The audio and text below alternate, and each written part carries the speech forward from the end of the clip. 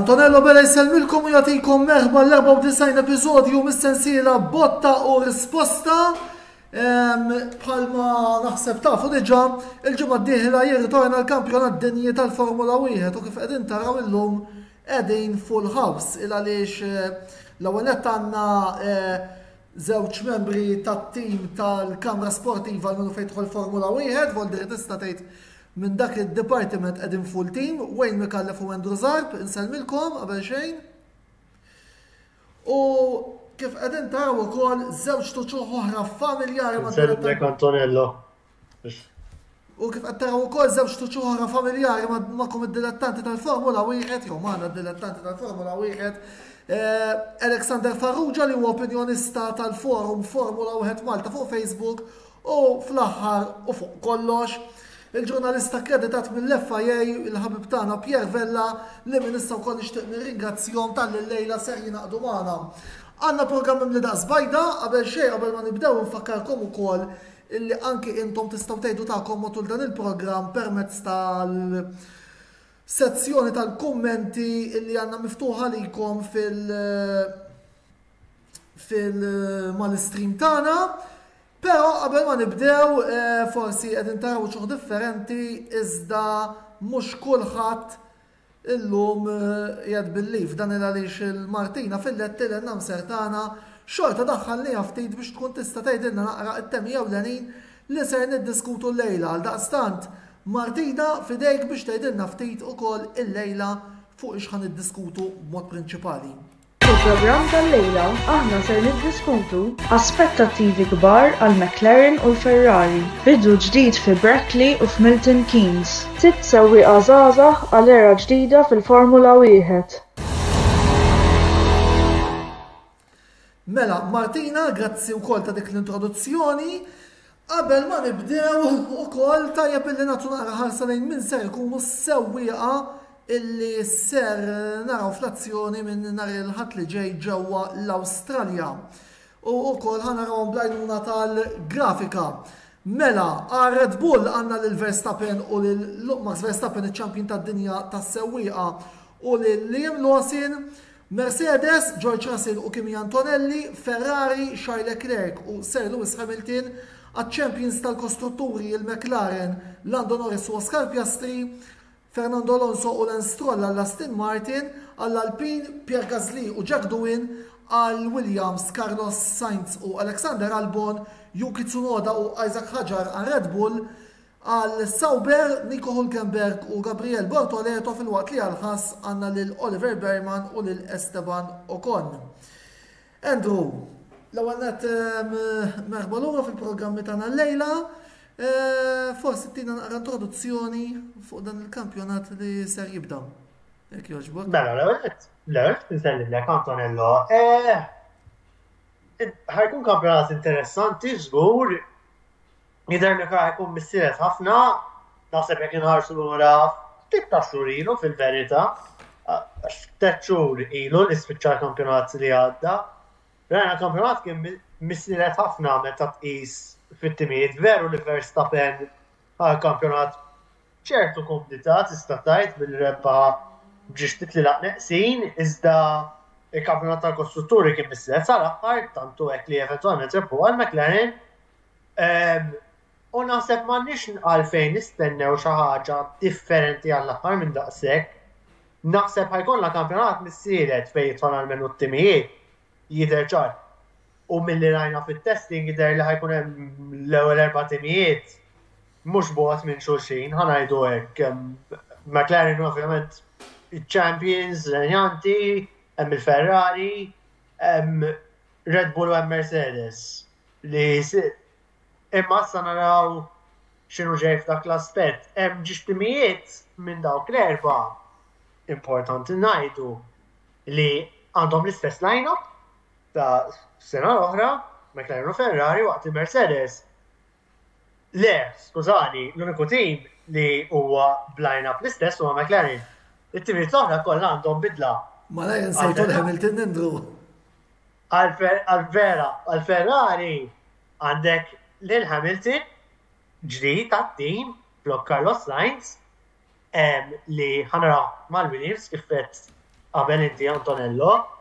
Mercedes la darba tela Hamilton ma nsejx dak l-aspett ħajkun hemm Andrea Kimi Antonelli żagħżugħ ta' 18-il sena ħajkun min hija it-tielet li żar debuttant li qatt kellu dan l-isport, jiġifieri mhix ċajta.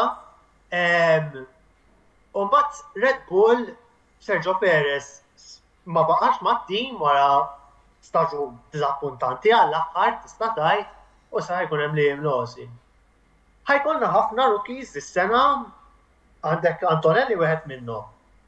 Orajt Liam Lawson sa ammontat lila, jiġifieri mhux rookie pur f'dak l-aspett iżda dan huwa l-ewwel staġun sħiħ tiegħu. Għandek Gabriel Bortoleto u Isaac Hadjar li qatt ma saqu s'issa fil-Formula 1 waqt li Oliver Bearman saq 3 darbiet bħala sostitut tista' tgħid is-sena oħra pjuttost rookie wkoll. L-iktar nasab ammont ta' rookies li kellna sena waħda għal żmien mhux ħażin tista' tgħid. U qisu hemm element ta' freskezza qed nara fil-grid għandna taż-żgħażagħ kollha deħlin. U ngħidu kif jekk tqabbel ma' line-ups li kellna bħala żmien sen ilu. Nies bħal Bottas, Ricciardo, Magnussen li isna konna drajnihom fil-Formula 1. Telqu issa mill-isport għalkemm Valtteri Bottas issa qiegħed riserv mal-Mercedes u ħajkun anke potential reserve mal-McLaren, tajjeb ngħidlek, li tista' tgħid hemm naqra changing of the guards dak l-aspett, jiġifieri dak nasab għandu jkun interessanti. Mela, nibdew nitkellmu naqra fuq it-timijiet ta' fuq. Pierre, tkellimna anke meta tqajna ġo Londra għal show li taw ta' F175, biss minn dakinhar law kellna t-testijiet. Jiena ħanneħi parzjalment il-kappell ta' ġurnalistu nilbes il-kappell ta' partitarju. Dis-sena għandi fiduċja. Biss, temmen minn ħatijak li il-McLaren ser jibdow bħala l-favoriti? ċan li tep lilkom u kassamija kolli li t-seguna fuq dan il-program. Nasib jena kif għamel l-introduzzjoni tijaw Andrew, dis-sena veru, l-aspettativi u mawlin ħafna. Sena li għaddit dejna kullħat u ħajkonna walkover ta' Red Bull. Umbat, jisu kif għadda l-ewel kwart tal-kampjonat, kullħat għamoraj, kullħat ħajbaħ il-kampjonat, kullħat serde. U xiftit jawis naħseb kanna kampjonat li ma stennejniex li kien veru sabiħ. Allura sa' għeddin istennew ma nisma da ħajkun isma aqwa minn ta' sena li għaddit. Bis naħseb għalissa tajjeb ninżommu naqra sajna mal-art. Tajjeb li il-McLaren bħala bażi naħseb l-iktar li huma favoriti mill-lat as a continuation. Ma ninsewx li din is-sena ħatkun transition year. U kif tkellimna ma nafx fiex kienu Antonello fil-11 nofsa bil-lejl, fil-11 bil-lejl. Aħna l-problema tagħna daw id-delenta tal-Formula 1 m'għandniex ħin 24 sija nieqgħu nrednu. U fil-fatt dakinhar dik-nar representation, jiena kelli l-parti ta' filgħodu fejn excluding il-Ferrari tqajt ma' drivers u team principals kollha. U hemm naqra ta' mixed attitude how to face this year. Jiġifieri ma ninsewx 2026 għandna kambjament tal-regolamenti. Jiena my gut feeling qalu id-drivers dakinhar għandek it-timijiet il-kbar, jiġifieri qed insemmu Red Bull, Mercedes, il-Ferrari u l-McLaren, they're going to all out to win. Sewa, issa, ġifiri daw l-erba li huma żgur, ħerġin hemm barra u jridu jirbħu. Speċjalment il-McLaren li għal usma, there's a lot of pressure fuqhom li issa they have to go for the Drivers' Champions as well. However, punt li semma Andrew, ma rridx neskludu l-biċċa tax-xogħol ta' rookies. Veru, statistikament hija sena li għandna rookies ġodda u rookies mhux daqshekk ġodda.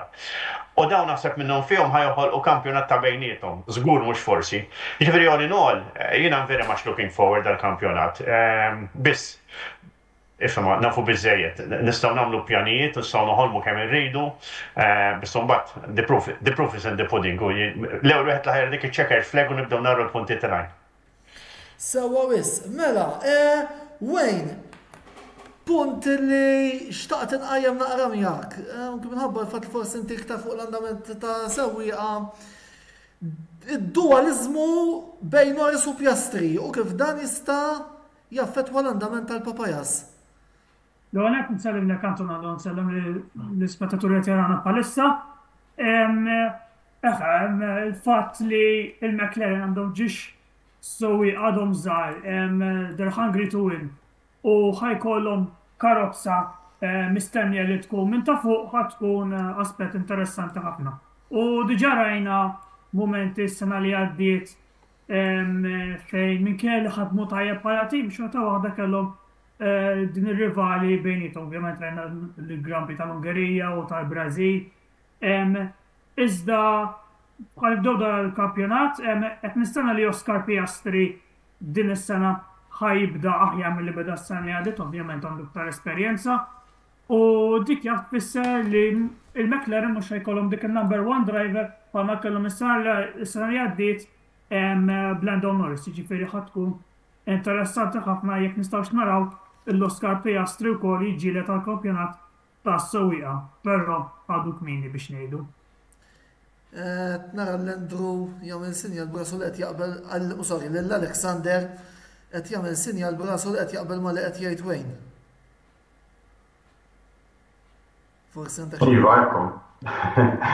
L-ewwel ħaġa nirringrazzjakom tal-istudentuni dan il-programm l-ewwel darba f'dan il-programm, ġifieri nirringrazzjakom. Naqbel li Piastri issa dinja t-tielet sena tiegħu fil-Formula 1 u t-tielet sena wkoll mal-McLaren. Naħseb iva li jekk il-karozza tkun kompetittiva u naħseb li għalmenu fil-bidu tal-istaġun hekk se tkun għax ma tistax tgħid xiġri matul l-istaġun kif ġara s-sena l-oħra. Piastri jista' iva jissielet u naħseb dis-sena mhux ħajkun daqshekk walkover forsi daqs kemm forsi kien fl-ewwel sentejn jekk jara ixhom li jista' jirbaħ il-kampjonat, he will go for it. ċert minna jien. U nisperaw li din ma tkunx problema għal McLaren biex jimmanġġjaw l-team internament. Ġifieri dik li jiġri mbagħad beda jkollok karozza veloċi ħafna, u mbagħad jibda jkollok dawn il-problemi li l-oħrajn ikunu jixtiequ li jkollok. Imma mbagħad meta tiġi f'dak il-punt, mbagħad trid tara kif ħadd immaneġġja t-tim biex is-sewwieqa kemm jista' jkun jieħdu l-punti lit-tim u mhux jieħdu l-punti minn xulxin għax jaqtu xulxin jew ikun hemm xi inċidenti jew provaw fixklu xulxin jew ħaġa oħra. Xi ħaġa li ġieli ġrat ukoll timijiet oħra ġifieri anke fil-passat. Biex ħaġa ġdida li għal insemmi. Rajna wkoll is-sena l-oħra bil-famużi Papaya Rules li tant ħolqu kontroversja. Jiġifieri, mela, tim ieħor xtaqt niddiskuti minn issa u wkoll għandna xi messaġġi dwaru huwa t-tim tal-Ferrari, tim ieħor li darba dis-sena hemm aspettattivi kbar u kbar ħafna fuqhom. Pierre, de facto nibda bik hawnhekk. Sorry. Għajli. Le, kompli, jinterrompejt, skużani. Le, ma jimpurtax. Mela, ħanibdew naħseb l-iktar domanda li se toħloq aspettattivi. X'ser ġib Sir Lewis Hamilton fit-tim tal-Ferrari? Naħseb hija l-$1 million question. Forsi continuation tal-Alexander. Aħna tkellimna sma' minn inħarsu lejn min ħajkun l-aqwa tim mill-atta il-mechanics, mill-atta x'għandhom bħala karozza. Biss naħseb punt li semma Alex step li nesploraw naqra. Għax jiena semmejt l-erba' timijiet il-kbar. L-isfortuna li naħseb jiena ħadd ma ħajoqgħod bil-qiegħda jħares ira l-ieħor jirbaħ. L-erba' li huma, ġifieri ħanamlu għaxara. Forsi l-inqas l-iktar li hemm advantage huma l-Mercedes li George Russell diġà qiegħed f'pożizzjoni li ħajmexxi t-timu. Biss rest assured li la Charles Leclerc mhux se joqgħod jbaxxi rasu biex jgħaddilu Lewis Hamilton, la li Lawson mu ħajbaxxi rasu biex jirbaħ Max Verstappen. U l-istess ħaġa meta tkellmu fuq fuq Piastri u Lando Norris. Tajjeb ngħidu, jiena di diskutejta fit-tul miegħek, Antonello, jiena fl-opinjoni tiegħi, is-sena li għaddiet il-McLaren forsi kienu diligenti żejjed. Semmejt l-Ungerija, ġifieri a case in point, naħseb kieku it-team principal qarisma aħna ħan nibbażaw fuq driver għax kultant you have to do that għax inkella ħan nispiċċaw din is-sena u hekk ħajġri din is-sena ħan naraw.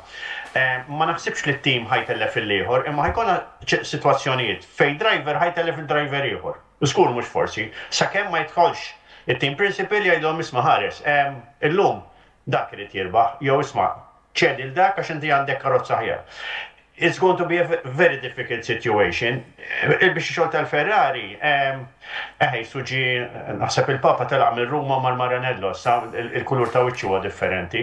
Naħseb il-prestazzjoni dejjem ikunu hemm. Naħseb il-Ferrari l-naddejjin dan, jiġifieri billi jridu l-kampjonat ma nafx kemm il-sena, nissapportihom imma ifhimha tiħħajpjaw ħafna. Nafu biżejjed li l-karozza di relatively have a new car.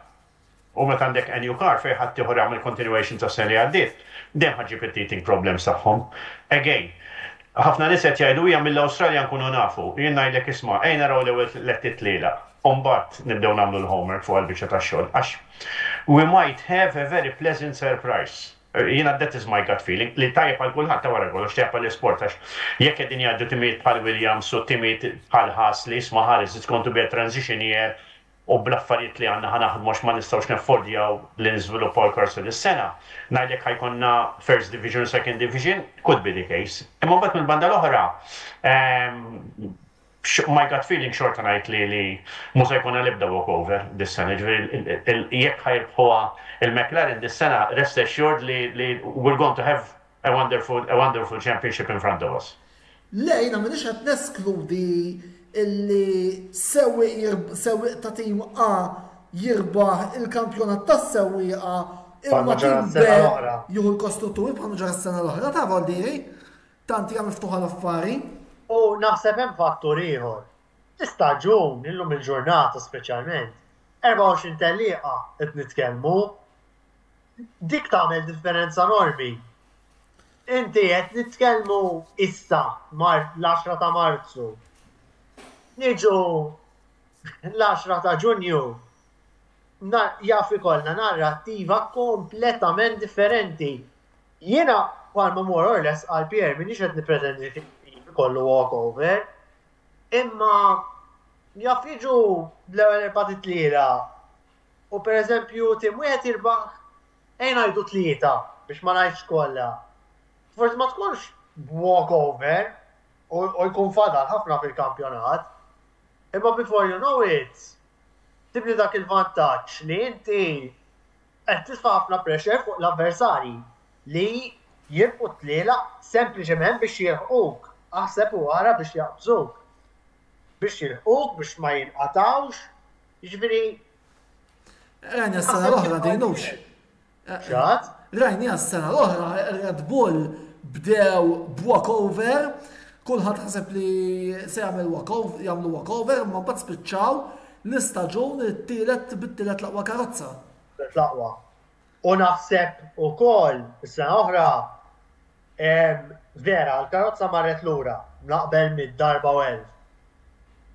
Peress għalija kien diżappunt kbir, semmejnija f'programmi li għaddiet, għalija s-sena oħra tant ma kieku kontribwixxa livell naqra iktar diċenti. Naħseb kien ikollhom biex jirpu l-kampjonat u wara kollox. Le, dik naqbel miegħek, il-McLaren rebħuh ħabba li ġara Perez. Bid-difetti kollha tal-karozza li kien hemm għax mhux se ngħidlek li karozza ma kellix il-problemi tagħha. Verstappen irnexxielu jieħu kampjonat. Jiena xorta nħoss li l-McLaren Norris setgħu għamlu xogħol u itqal minkejja li beda l-istaġun b'tant dominanza Verstappen iżda ngħidu forsi ma mhux qed ngħid kellu jirbaħ il-kampjonat s-sena oħra tas-sewwieqa Norris, imma fil-verità naħseb Verstappen spiċċa vantaġġ li kien ikbar milli kellu jkun fil-fema tiegħi. is-sena l-oħra. Hemm diversi raġunijiet u mhux se noqgħod nidħol iżejjed fihom, imma naħseb kif qal Pierre, dis-sena għandna naraw kampjonat bis-Sirez. Għandi kursità kbira fuq ta' Hamilton mal-Ferrari la darba isek qed tidħol fiha. Hamilton għandu esperjenza enormi. Da ċempjon tad-dinja 7 darbiet. Mhix ċajta. Biss ovvjament għandek sewwi kif Morales qal Pierre fil-garax li ieħor. Naħa jkollu motivazzjoni enormi da mhux ġej u ħajsib sodda mifruxa sa ċertu punt bil-marketing kollox li jġib qed ngħid ġifieri. Leclerc mhux se joqgħodlu. So ħadkun interessanti minn dak l-aspett. Ħajkollu l-prestazzjonijiet biex jieħu l-upper hand fit-tim jew le. Għadna rridu naraw. Nixtieq inkompli fuq ta' Max Verstappen, Andrew. Fuq Red Bull ħankellmu fit-tieni parti tal-programm Wayne. Jiġifieri, ejja lissa nifokaw. Jekk trid nżomma lissa l-opinjoni.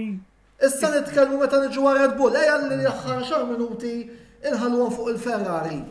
Voldiri, Pierre semma ġustament ukoll il-fatt li il-wasla ta' Hamilton f'Maranello isuġ il-Messija.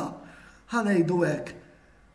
U Leclerc, jiena Leclerc isuġ ġamilla dikjarata li distan irtiġiera tal-kampjonat, Elix, ħanibda bik.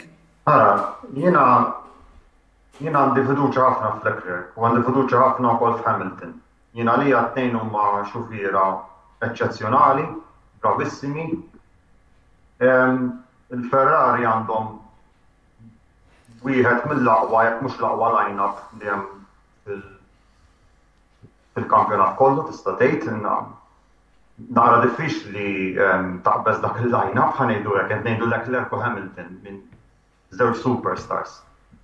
Jiena naħseb li fil-bidu Leclerc ħajkun ftit iktar veloċi minn Hamilton għal raġuni l-iktar li Hamilton għad irid jidra t-tim ftit jowwis. Da Hamilton ilu mal-Mercedes sa snin twal. Ovvjament ċertu affarijiet laħaq bajn magħluqa letteralment. Issa qiegħed f'tim ġdid u jrid jidra l-affarijiet kollha mill-ġdid, irid jidra il-mechanics tiegħu, irid jidra kollox. Anka l-steering wheel ġdida tiegħu, forsi l-pożizzjoni tal-karozza tiegħu, kollox irid jidra da mill-bidu sal-aħħar. Mentri Leclerc ilu hemmhekk ftit mhux ħażin, allura għalih ċertu affarijiet huma second nature. Allura naħseb li Leclerc fil-bidu ħajbda ftit aħjar minn Hamilton. Jiena wkoll jekk inħares lejn is-snin fejn Hamilton kien ma' Russell fil-Mercedes, Hamilton mhux li kien jaqta' lil Russell ħafna, anzi Russell dejjem kien relattivament even li match ma' Hamilton, jiġifieri fil-fema tiegħi issa jew għax Russell huwa bravissimu, ma nafx, jiġifieri tifhimha b'żewġ lati, jew tista' tara li Russell huwa vera tajjeb tantu tajjeb li huwa pratikament tajjeb daqs Hamilton. Tista' taraw ukoll li Hamilton forsi naqqas ftit il-prestazzjoni tiegħu fl-aħħar snin. Ifhem, jiena mal-Mercedes ma nżommx, hawnhekk hawn min iżomm mal-Mercedes forsi jkun jista' jelabora iktar minni. La niġu biex niddiskutu l-Mercedes fit-tieni parti. Ekku, però jiena biex inkompli fuq il-Ferrari, il-Ferrari definitely li they are going for the title. Kemm il-kostrutturi u kemm il-Drivers' Championship. Għamlu karozza bidlu ħafna affarijiet fiha, they are going for it.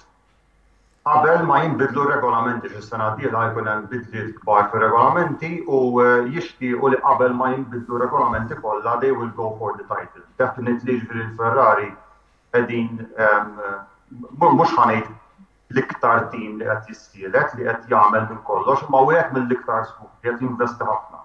Posthom qed jinvesti f'Hamilton biex jagħmel hekk.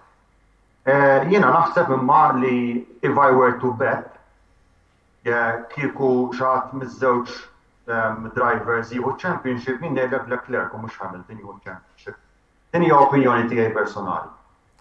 Mela, għanna messaċ minant membru ħor ta' timtana li jillum inserta qiegħed billi fimma xorta waħda qed isegwina daqstant insellmulu l-ħabib tagħna Joseph Magri fejn qed jgħidilna ta' supporter tal-Ferrari li hu li qed jittama li wara 18-il sena il-kampjonat tal-Formula 1 jiġi ġo Maranello u minn kif qed jidru l-affarijiet jiena għandi fiduċja kbira. Joseph ħana mill-lek ċajta żejra issa mhux tieħdu l-kampjonat u tiġina f'waqt il-programm tpejjeb xi sigaru ta' bħalma qed jagħmel sieħbek Sergio Conceição, imma insomma fuq Conceição u l-kriżi tal-Milan nitkellmu fil-programm ieħor. ċajta żejra li rid nagħmellek. Pierre, xtaqt tisma' tiegħek għax ma rridekx taħrab li fuq di. Mela, rajna supporter bħal Joseph illi ġustifikament għandu ħafna aspettattivi fuq it-tim tiegħu u ma ġustifikati però. L-ewwel ħaġa forsi l-unika ħaġa pożittiva li hemm li Charles Leclerc sal-kampjonat li għadda kien il-product il-żanda, kulħadd qed jibbaża fuqu, issa dik in-naqra pressure ħatonqos. Għaliex il-pressure issa kollox ġar lejn Lewis Hamilton, isma' Lewis Hamilton hekk, Lewis Hamilton hekk, mela that is all in favor, kif semma Alex, that is all in favor. Għal Leclerc biex jagħmel homework tiegħu bil-kwiet. So, ħalli namlu għaxara l-jumejn ilu waqt il-demonstration li kellhom ġewwa Milan ukoll għaddih lil Lewis Hamilton xi kienet jagħmlu demonstration runs. Jiena kif intaf inħares iktar pjuttost li teknika milli ħares li drivers. Jiena meta nara tim bħal Ferrari li daqshekk ma jirbaħ kampjonat li hawn wieħed laqas ieħor. Dis-sena reġgħu daħlu l-push rod. Il-push rod kien xi ħaġa li way back qegħdin ngħidu good 6 years kienu daħlu għal Ferrari stess. U bdew jevolvuha. Biex maraw il-ħadd bit-timijiet jikkupjhom, u għabdu d-deċidew li għallu isma' ma rridux. Illum ġeta tliet kwarti mit-tim kollha jużaw il-push rod. Issa il-push rod għandek aerodynamically effettiva ħafna. However, if you don't get it right from day one, ġifier bir-rispett kollu li supporter tal-Ferrari, if they don't get it right from the first race, dew ħajqbgħu bagħtu l-kampjonat kollu. Għax inti qed tigwadanja mill-aspett aerodynamically, għax inti il-parti ta' fuq ġeja kważi wing oħra. Biss mill-lat ta' setting, it is very, very complicated. U jina lekk jifrustrawni il-Ferrari, mela bdejt xi ħaġa, bdejt koncept inti, għax qed tormu ġej fid-direzzjoni, kif daw baqgħu hemm. Ngħidlek illum il-ġurnata qegħdin jiġru kulħadd f'dil biċċa tax-xogħol. Jiġifieri naħseb jiena kulħadd jixtieq li jirbaħ il-kampjonat, kull driver jixtieq il-kampjonat, imma kulħadd jaf ukoll li meta titkellmu fuq il-Formula 1 qed titkellmu fuq xi ħaġa komplessa ħafna, ħafna komplessa. Kif semma Andrew, 24 telliqa mhumiex ċajta. Jiġifieri da hemm l-element uman u hemm l-iktar ħaġa importanti tad-development. Kif intom tafu l-kampjonat normalment inqasam f'tliet setturi. Jiena ngħidlek Andrew semma Ġun, jien forsi ħankun iktar ottimist. Kif taqbeż Ġulaj, jiġifieri qbadna qbiżna Silverstone u ħanibdew nofs il-kampjonat lura. Ngħidlek ħajkun hemm timijiet minn dawn l-erba' li jgħidlu isma' that's it ta' ejja nieqfu minn hawn and we look for 2026. Issa, hemmhekk ħajsir interessanti l-kampjonat għax hemmhekk qed nara jekk jibqgħu kompatti qegħdin ngħidu l-erba' li huma, ngħidlek iva ħanaraw imma dan irridu nistennew hemmhekk ħanara l-andament xiew. Ovvja li kulħadd irid jirbaħ u kulħadd jgħid il-prestazzjonijiet tajbin, imma it-testing li rajna resta xhur li kulħadd kien għaddej mobbi bil-fuel, mobbi biċ-ċomp ħalli ma jrix il-karti tiegħu, jiġifieri nhar il-ħadd kif tispiċċa telliqa nibdew ngħidu all right. U xorta mhix Vangelo ta' jiġifieri għax Melbourne isn't a racetrack, jiġifieri hemm ħafna fatturi, jiġifieri għalhekk jiena my gut feelingi l-ewwel tliet titliel l-importanti li tisraq kemm tista' punti. Għax ġew eventwalment fl-ħar tal-kampjonat ħajservu. Biss we have to attack proper circuits biex nibdew naraw, okay, mela ħanimxu l-qoddim. Wejn huma huwa reklami? U Antonello, ħanajt ħaġa fuq il-punt li sema Pier ta' 24 Races, u ħanajt semmi ħaġa li semma Alex fuq il-battalja bejn Hamilton u Leclerc. Naħseb jiena hemm l-aspett jista' jkun jirbaħ Leclerc fuq Hamilton kif qed ngħidu tiġdu għall-kampjonat. Naħseb li hemm forsi li nies jinsew l-esperjenza ta' Hamilton f'kampjonat ta' 24 tellieqa kontra dak li naħseb m'għandux Leclerc dak l-aspett ħalli għal Hamilton meta rebaħ il-kampjonati tiegħu il-kampjonat kien naqri qsar.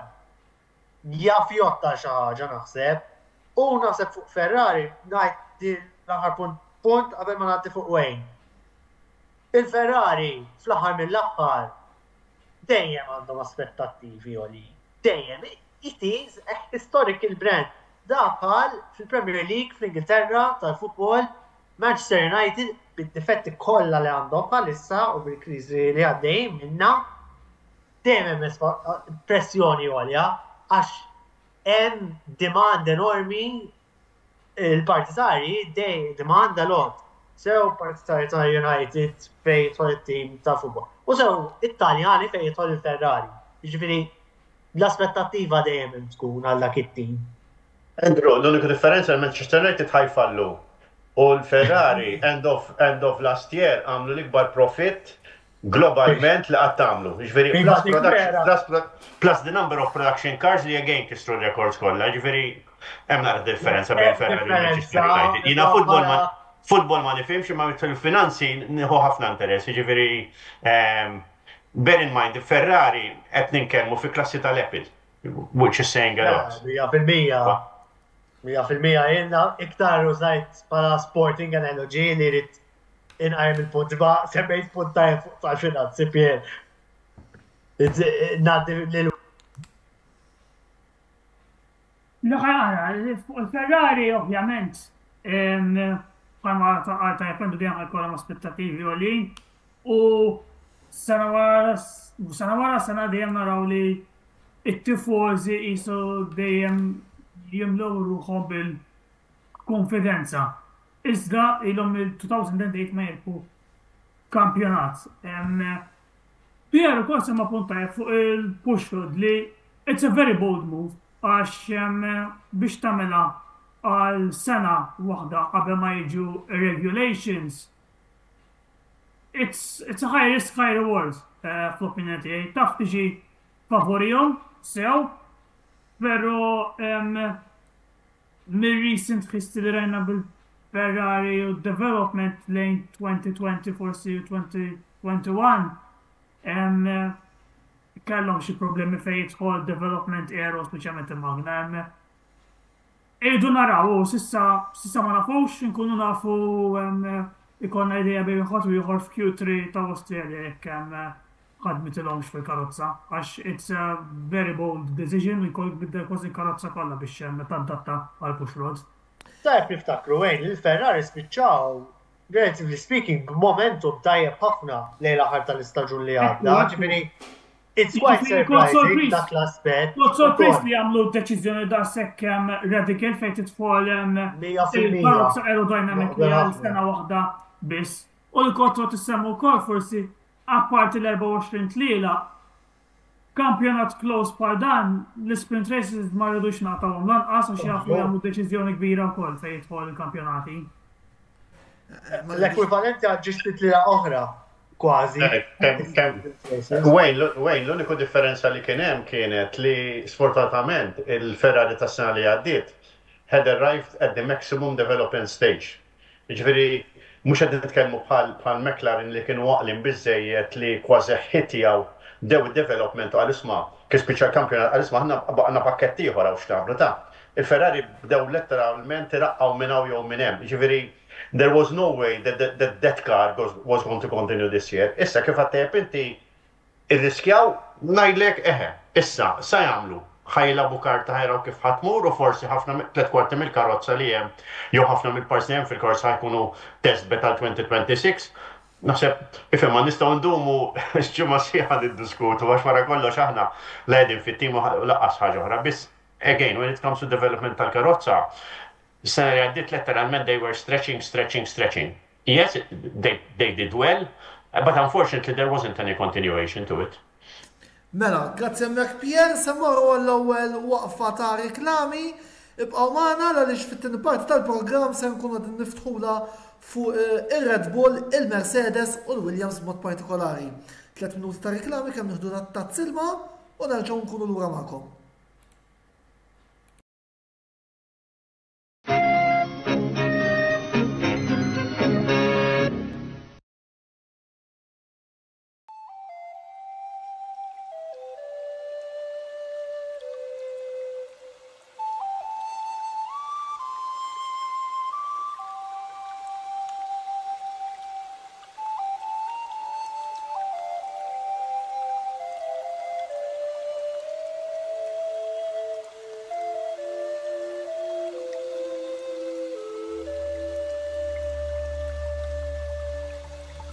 Multi Wisdom tal-Fgura għall-aħjar prodotti u servizzi ta' sburija. Żuru wkoll Nails by Xarawna fl-istess stabbiliment għall-aħjar servizz ta' trattament ta' dwiefer.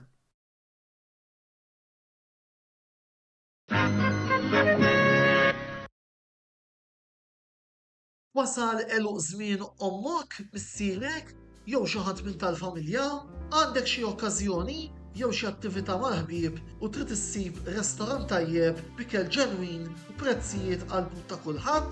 Post wieħed għandek issib El-Katalan tax-Xajra fejn issib għażla vasta ta' pizza, pasta, grills u għaġin f'atmosfera b'element familjari. Għal bookings ċempel fuq 21 800 997 jew żur is-sit tagħna għal iżjed informazzjoni. El-Katalan, ir-ristorant għalik.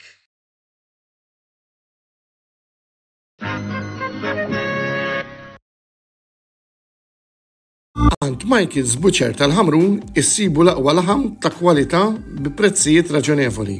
Jippreparaw ukoll affarijiet homemade għal barbecues, festini u ikliet bħal burgers, braġoli, kebabs, laħam mimli, diversi kwalitajiet ta' salzett u ħafna iktar. Ikollhom ukoll fnik ta' Malta friski u laħam ta' żiemel. Mela żuru il-ħanut ta' Michael's Butcher li jinsab f'Misraħ is-7 ta' Ġunju 1919 fil-Ħamrun, fejn kien qabel il-ħanut tal-Women 2000. U taraw bajnejkom li m'hemm ħadd taqwa minn Michael's Butcher tal-Ħamrun. Għal iżjed informazzjoni żuru l-paġna ta' Facebook ta' Michael's Butcher, dan li jinsab il-Ħamrun, jew inkella ċemplu fuq 2124 8651 jew inkella 7904 7220.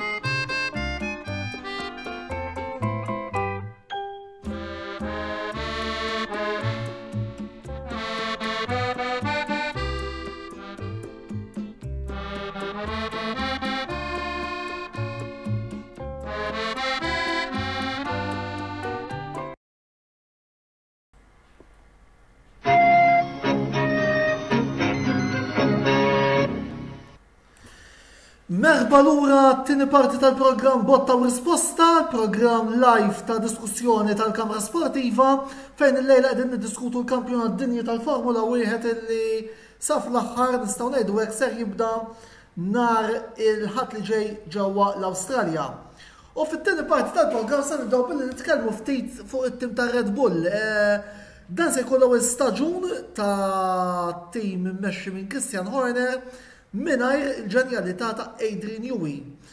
Alex, kemm ser naraw mill-veru Max Verstappen dan l-istaġun issa li forsi mhux se jkollu l-aħjar karozza taħtu?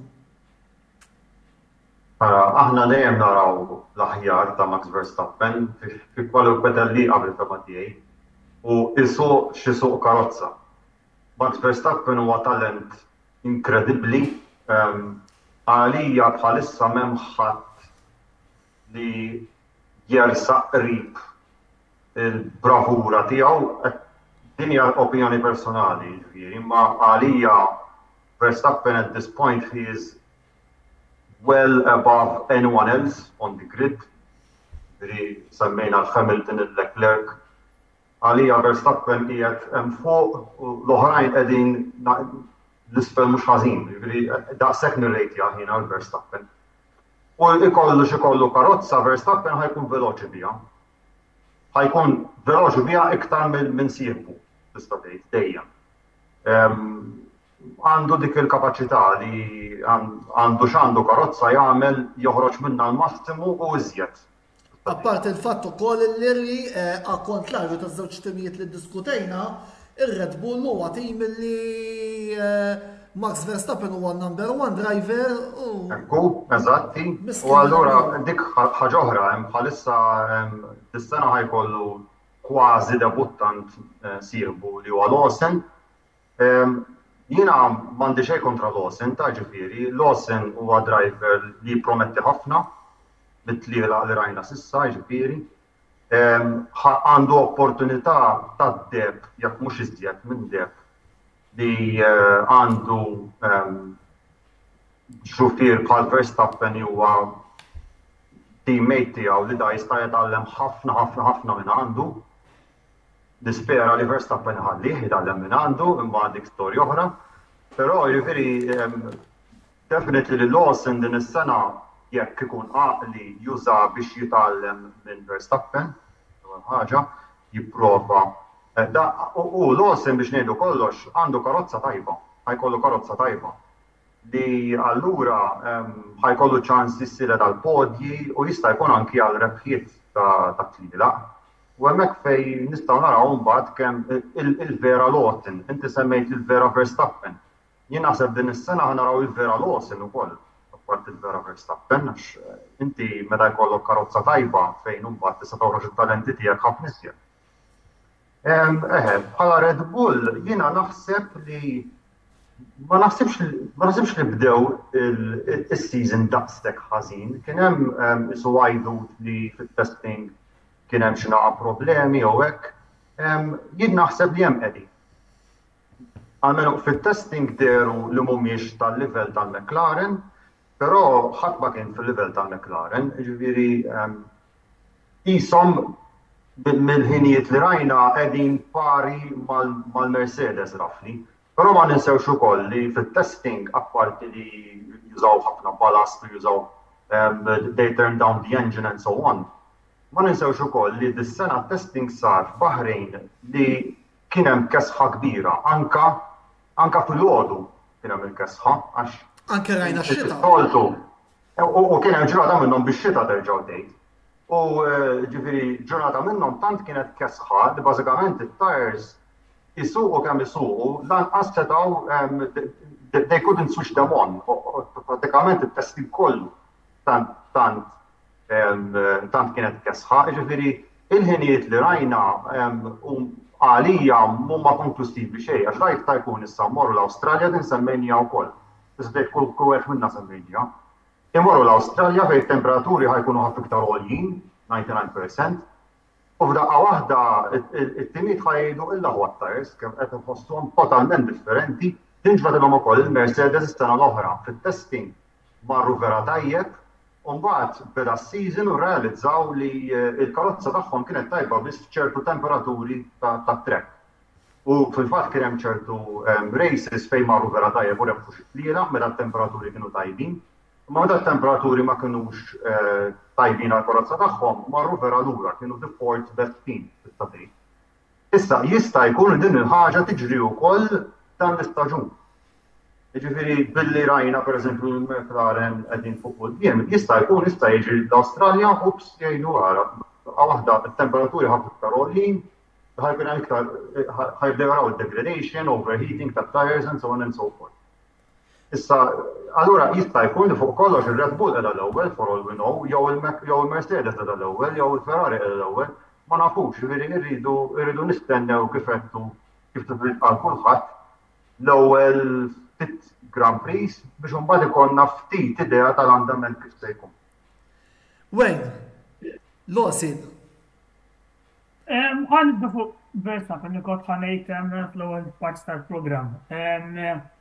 Jien nistenna li jekk overall Red Bull ħajkunu 3/10 of the pace, xorta nistenna li Verstappen ħajirbaħ il-kampjonat tas-sewwieqa b'ċertu konfidenza bħalma is-sena li għaddiet. Għax bħalma qal sewwa Alexander is a step above the rest. Bħala karozzi qed nistennihom ikunu equal ħafna dis-sena, però Max Verstappen he is a step above the rest. Fejn jitlu tliela fejn trid turi dak l-iskill bħalma kellna l-Brażil tas-sena li għaddiet. Ikollok sewwieq bħal Verstappen li jibrilla qasna b'kemm il-sekonda reba' dik it-tariqa meta kellu it-tielet jew ir-raba' l-aqwa karozza. Indur issa rigward Lawson u iktar lejn il-kampjonat tal-kostrutturi. Red Bull qisu minn mendu tal-Daniel Ricciardo dejjem batew dak it-tieni sewwieq li qatt ma seta' jaddatta għall-karozza ta' Max Verstappen. Bħalma nafu Max Verstappen, he likes a pointy car, ġifieri karozza li għandha front end vera b'saħħitha u rajna sewwieqa bħal Checo Perez u Gasly speċjalment ibatu ħafna bir-rear end u mbagħad jiġifieri dik ħad tkun challenge kbira għal Lawson li jippruva jadatta għall oversteer tal-karozza ta' Verstappen. Però mill-li rajt meta kien ma' Racing Bulls jidher promettenti għandu ħafna potenzjal. Rajni ukoll faithful wheel to wheel action huwa pjuttost saħħtu, jiġifieri naħseb ħadd tkun challenging forsi għal Red Bull jekk jidħol xi taqtija ma' Verstappen biex iġġeluh iżhom lura għax bħalma kontra Alonso fl-Amerika jekk ma jsir żbaljat he can get quite wheel to wheel insomma.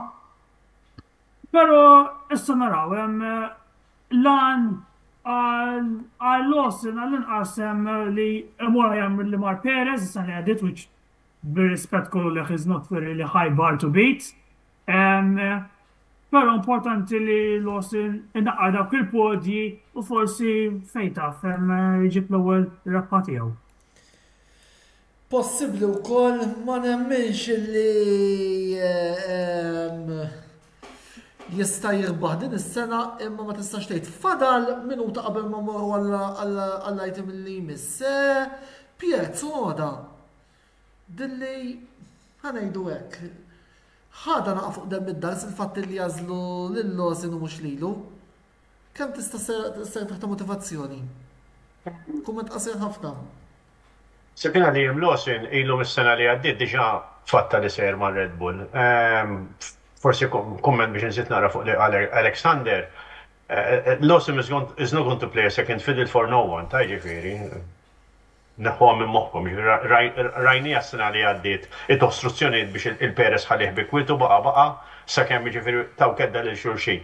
Li hemm interessanti u dawn huma l-affarijiet li nkwetawni fil-Formula 1 jien illum tħabbret li t-technical director ta' Racing Bull, Jody Eddington, da telaq għal ma' Red Bull. Ġifieri dawn huma affarijiet li nkwetawni fis-sens li int għandek a technical director li da bażikament kien part and parcel mill-karozza li ħadibda tellaq il-ħadd li għadda. Out of the blues da qalu l-wisma. All right, uħa promotion għax minn technical director issa sar engineering director, ġifieri da. Imma daw l-affarijiet jinkwetawni fis-sens ta' isma' int għandek is-sister team tiegħek u bażikament niżilthom għall-kub tiegħu għadhom qasbdew.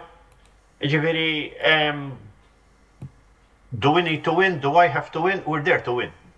All right, naħseb id-drivers kollha kienu jgħidu coming second you're the first loser. Ġifieri wieħed irid jindirizza dik il-biċċa tax-xogħol. Biss żgur li biem Lawson mhux se jkunu mid-disfatta li kien hemm is-sena li għaddiet Perez. Ġifieri Perez beda tajjeb nafu l-ewwel ftit titlaq beda jipprometti mbagħad għal ikrolla kollox. Kien hemm ħafna fatturi tal sfortunatament ma jħorġux hemm barra, ma jsux hemm barra, aħna ngħidux diżastru għamel, imma kien hemm ħafna fatturi u naħseb il-fatt kif żviluppat ruħ l-karozza kienet waħda mill-fatturi li hemm. Jiġifieri jista' il-każ kif semma Kawejn dis-sena il-karozza da bħal kwalinkwa ħaġa oħra ta' il-karozza tinbena għal driver wieħed. M'hemmx dak jew ieħor, għax sakemm impossibbli jkollok żewġ drivers fl-istess team qed isuqu l-istess tip ta' karozza, u l-karozza ovvja saret għal Max Verstappen. Issa l-iktar meta hemm l-għajdut li daħħa jitlaqgħu sejjer mal Aston Martin, ma dik nitkellmu darba oħra fuqha. Jiġifieri ejja naraw għax l-ipotezi qegħdin hemm nistgħu ndumu nagħmlu teoriji kemm irridu, imma naħseb jiena kif jinżel dak il-vajser u jaqleb id-dawl. Naħseb ħadd ma ħaffettwa l-andament ta' driver u għedin hemm daw biex jirfu. Irrispettiv ma' minijat u rispettiv x'qed nagħmel. If I have a competitive car, my closest competitor is my teammate. Sewwa, ġifieri sakemm ma jċempillek xi ħadd fuq ir-radio, isma' ġbin ħalli jgħaddi l fejt rajnihom fl-Awstrija, rajnihom Michael Schumacher, Rubens Barrichello, rajnihom ħafna ġifieri this is history repeating itself ta'. But yes, sa ċertu punt tajjeb, għax naħseb jiena kif semmejtu qabel, ir-Red Bull tilfu ħafna punti. All right, jiġifieri kien hemm min gwadanja, imma ifhimha, with hand on heart setgħu kaxkru żewġ titles is-sena li għaddiet. Mela, Mela, nagħlqu l-kapitlu ta' Red Bull hemmhekk. Mela, Andrew, ħallejtek naqra kwita apposta. Għaliex issa wasalna biex nitkellmu fuq it-tim li żommi għawid, il-Mercedes. Era ġdida għat-tim ta' Toto Wolff, b'George Russell jieħu tmexxija tat-tim fidejh. Fidejk, Andrew, biex tgħidilna naqra fuq din era ġdida u fuq kollox qed tistenna mit-tim tiegħek din is-sena. Ara, m'hemmx dubju kif qed tajjeb inti era ġdida. I mean, Hamilton kien ilu mat-tim 12 staġun. Ġifieri hija bidla kbira. Dak l-aspett m'hemmx dubju. Jiena fiduċjuż f'George Russell, jiena nemmen li hu kapaċi jmexxi t-tim wara Hamilton. Jiena li is-sena l-oħra kellu staġun pjuttost sod fil-fema tiegħi. Rebaħ żewġ titliela, nammetti waħda minnhom b'xorti tajba, iżda għalija Las Vegas, pereżempju, fejn qed li Mercedes kellhom il-karozza biex jirbħu, rebaħa u kien tajjeb ħafna, nkun onesti. Għalija pereżempju, għalkemm kien ġie skwalifikat ġewwa Belġu, saq veru tajjeb biex fit-triq almenu rebaħ it-tellieqa. Jiġifieri jiena naħseb li Russell kapaċi jmexxi t-tim. Jekk ikollhom karozza li bija jistgħu jirbħu kampjonat dis-sena, mhux qed ngħid li hija neċessarjament likely. Iva, lest nazzarda ngħid li George Russell kapaċi jirbaħ kampjonat f'dak il-każ, għandi fiduċja minn daqshekk. Issa, telaq Hamilton. U issa il-replacement u Andrea Kimi Antonelli. Da kif isni semmejt qabel, żagħżugħ ta' 18 sena. Rookie pool. Għadu qasbissa fil-Formula 1. Riskju kbir. Fil-verità, meta jitħol sewwieq ġdid, dejjem hemm riskju. Anke jekk ikun veru esperjenzat, hemm livell ħanajtek ta' riskju. Sa ċertu punt, żon fuq din tema, naf li tkellimna fuq il-Ferrari fl-ewwel parti. Hemm riskju li jdaħlu l-Hamilton u l-darba ħansemmi l-Hamilton, ħansemmi l-Russell, jien nerġa' u Hamilton Alex semma fl-ewwel parti xwera Russell meta kien ma' Hamilton. Jiena naħseb kienet naqra combination mit-tnejn li Russell wera li huwa kapaċi ikollu livell tajjeb ħafna u jekk ittieħ biex jikkompeti verament, jiena naħseb kapaċi jirbaħ lek it-tliela u forsi u anke l-kampjonati jekk vera ċirkostanzi jkunu favorevoli dak l-aspett li inti għandek biex tikkompeti. Biss naħseb ukoll l-età ma jistax jixħadha Hamilton, ngħidwa kif inhi. Naħseb mhuwiex sigrit li ftit ċertu affarijiet, ċertu aspetti forsi mar lura Hamilton. So naħseb kien hemm taħlita ta' dak it-tnejn. Lura fuq Antonelli, huwa riskju kbir. Speċjalment il-fatt li qatt ma saq fil-Formula 1. Taqta granted sa' previous cars tal-Mercedes. So 2-year-old cars u għamel ħafna testing minn daqshekk. Biss, ngħidu kif inhi.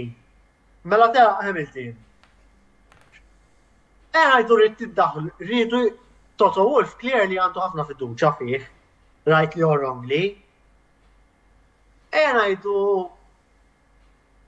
iddaħħal sewwieq ieħor dis-sena u tajt Antonelli jew tħallih sena oħra Formula 2, imur ma' xi tim naqra paper inferjuri biex forsi jisu jieħu l-esperjenza. All right, granted. Imma mhuwiex riskju wkoll fl-2026 li ddaħlu ġol Mercedes għalfej sena wara u mhux issa tieħu dak ir-riskju. So, għalija naħseb he's a risk worth taking minn daqshekk. U naħseb ukoll hemm fattur ieħor. Jekk inti ħaġġib sewwi ċertu forsi iktar esperjenzat, imma tajt biex jagħmillek sena. U taf li, u dajaf li so on the way out at the end, whatever happens. Da, ġad tispara ftit f'saqajk għall-istaġun għalija. Forsi għalek ma jadduħx il-Sainz. Xad? Forsi għalek ma ħadduħx il-Sainz. Għalija biex tiħdu għal sena biss. One qed tissogra li jkun demotivated. Two, għandek dilemma jekk da vera jmur tajjeb, he makes a very strong case li ġeddidlu l-kontratt. Jiġifieri jekk u it-tim veru jrid lill-Antonelli, naħseb iva, it was the right time to bring him in. Issa, la darba ġi iċ-ċans. Forsi ma kienx totalment ippjanata, għax forsi ma kienx mistennija mill-kamp tat-tim li jitlaq Hamilton, imma naħseb li bħala riskju it was the right thing to do ta' Antonelli. Biex tinnejt forsi xi ħaġa kontra li qed Andrew mhux fuq Antonelli fuq George Russell. Jien onestament ma tantx jimlini konfidenza li jista' jmexxi tim, mhux minħabba l-abilità tiegħu, kemm minħabba l-mentalità tiegħu. Biex tkun winner, pereżempju tittarra karatri ta' Michael Schumacher, ta' Max Verstappen, tinduna li iridu jirpu whatever it takes, even if it gets dirty sometimes. George Russell minn da sekk nara passi fiż-żejjed, ma nafx forsi tistax. Jista' jkun, mhux se ngħidlek ma naqbilx assolutament, jew assolutament naqbel. Naħseb mhux dejjem ġib da sitwazzjonijiet li kien f'pożizzjoni biss jirbaħ tliela mhux darba tnejn tlieta ta' ngħidu every 3-4 races. Jiena hija pereżempju l-Belġium is-sena oħra issa ħallija ġie skwalifikat. Ejja ngħiduha kif inhi. Kellu l-Hamilton mal-warrani tiegħu tista' tgħid lejn l-aħħar speċjalment tat-tellieqa u defenda u għamel. Issa vera, il-teammates forsi. Ne, jien mhux qed ngħid kota l-abilità ta' George Russell iktar mill-lat ta' moħħ. Pereżempju ħammur lura għal meta Nico Rosberg reba' il-kampjonat tal-2016. Bħala abilità fuq it-trakka nemmen li Lewis Hamilton huwa ferm aħjar minn mhux ferm aħjar, ma aħjar minn Nico Rosberg. Statistiċi juru. Nico Rosberg reba' dak il-kampjonat bil-mentalità, daħal f'moħħ Hamilton. Dik hija karatteristika ta' top driver li George Russell, għatfadallu ħafna fil-Formula 1 improvja, pero għadni ma rajtix fih s'issa jien. Iva, biss naħseb forsi kif isnijiet ma rajniex situazzjoni li jirbaħ tliela on a regular basis għal minn on pure pace. Mux għed najdu l-Austria dis-sena meta ġitu tajba u rebaħa plat ta' deb tista' tajt. Il-ħaġa naħseb jiena għed ngħidlek bħala talent 100% isna naqblu. He was under pressure fl-aħħar mill-aħħar dik it-teliqa li semmejt. Xi kultant ġast li jkollok sheer concentration li żomm il-livell from start to finish, jena naħseb dak l-aspett werih. Imma kien ħidu consistently mbagħad għandek Singapore tilef opportunità kbira. Dik vera, tilef opportunità. Tistaqsi dal-mistoqsijiet, ovvjament rridu naraw tul kampjonat sħiħ jekk il-Mercedes actually kollhom karozza li tista' tikkompeti. Allegatament għandhom it-tieni l-aqwa karozza għalkemm fuq dik xorta tandin aqwa Schumacher sina. Għat mux ċar naħseb, għal-kem nemmen li jem karozza ferm iktar kompetittiva, għat mux ċar il-level tal-ewwel erba' s'issa ħanajdlek hekk, tal-li forsi naħseb ħajjibdew l-istaġun bħala favoriti l-McLaren. Lura, il-kwistjoni tal-konsistenza wejn naħseb assolutament at this point, għalzu tamil għattili għatnej u forsi ġew dak il-ftit opportunitajiet. ħajkollu ċans jagħmilha staġun sħiħ, s'issa naħseb ma kellux. U naħseb ta' Singapore li naqbel miegħek li fl-aħħar mill-aħħar ftiġa. Singapore ma kienx fl-ewwel post tajjeb niftakar niftakru, anzi kien mill-ħajja t-tielet, jekk nkun preċiż. Hemm dik id-differenza wkoll li tkun qed tagħmel il-chasing, qed tiġri wara ta' quddiemek biex ikollok dik iċ-ċans tieħu r-rebħa, forsi hemm għandna ma rajniex Russell juri x'isarraf 100%. U li inti kapaċi tiddefendi, li inti tkun l-ewwel, imma tkun taħt ħafna pressure. Naħseb hemm wera li kapaċi, wera li hu kapaċi meta hu minn taħt biex imbagħad dawwar telli rebħa on pure pace qed nitkellem dejjem. Dik naħseb naqbel miegħek, question mark. Mela, m'għandix il-ħin qed jaħrab irridu nimxu fuq it-timijiet fuq l-aħħar punt li għandna qabel ma mmorru għar-reklami. Mela, Williams. Il-wasla ta' Carlos Sainz mat-tim tal-Williams. U għandi domanda li nixtieq nisma' minant Alex u Pierre fuqha. Taħsbu li l-Williams huma kapaċi jkunu it-tim sorpriża ta' dan l-istaġun anke wkoll bis-saħħa tal-esperjenza ta' Sainz u Albon. Tibdin Alex u ma tkompli. Nibdajin, mela. Sorpriża Williams mill-lat ta' improved competitiveness naħseb li ħajkunu aħjar.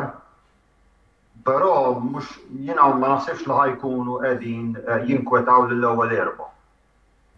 U jista' jkun lanqas l-ewwel ħamsa. Jiena naħseb li timijiet bħal Alpine, pereżempju, jista' jkun anke l-ħaas ikunu fift. Però definitely Williams jekk ħajibqgħu mill-li rajna fit-testing at least. Ma naħsibx ħajġu 9 lanqas għax is-sena wara ġew id-disa post. Naħseb Williams skont kif mar fit-testing, però dejjem imbagħad hemm ħafna question marks fit-testing diġà semmejna. Jidhru li għamlu improvement, jidhru li għamlu titjib. Issa, il-Williams però apparti titjib bil-lat ta' karozza, għamlu wkoll titjib kbir bil-lat ta' pereżempju il-fatt li l-karozza ħarġu kmieni ħafna u għamlu shakedown tal-karozza tista' tgħid fost l-ewwel mit-timijiet kollha, xi ħaġa li s-sena l-oħra ma ġratx di, s-sena l-oħra bażikament il-shakedown saret xi jum qabel il-testing, jiġifieri hemm differenza kbira minn dak il-lat. Għandhom ukoll issa title sponsor li titjawwiż differenza tagħmel u għandhom ukoll Carlos Sainz. Jiġifieri minn dawn l-affarijiet kollha, ovvjament il-competitiveness ta' Williams timprovja.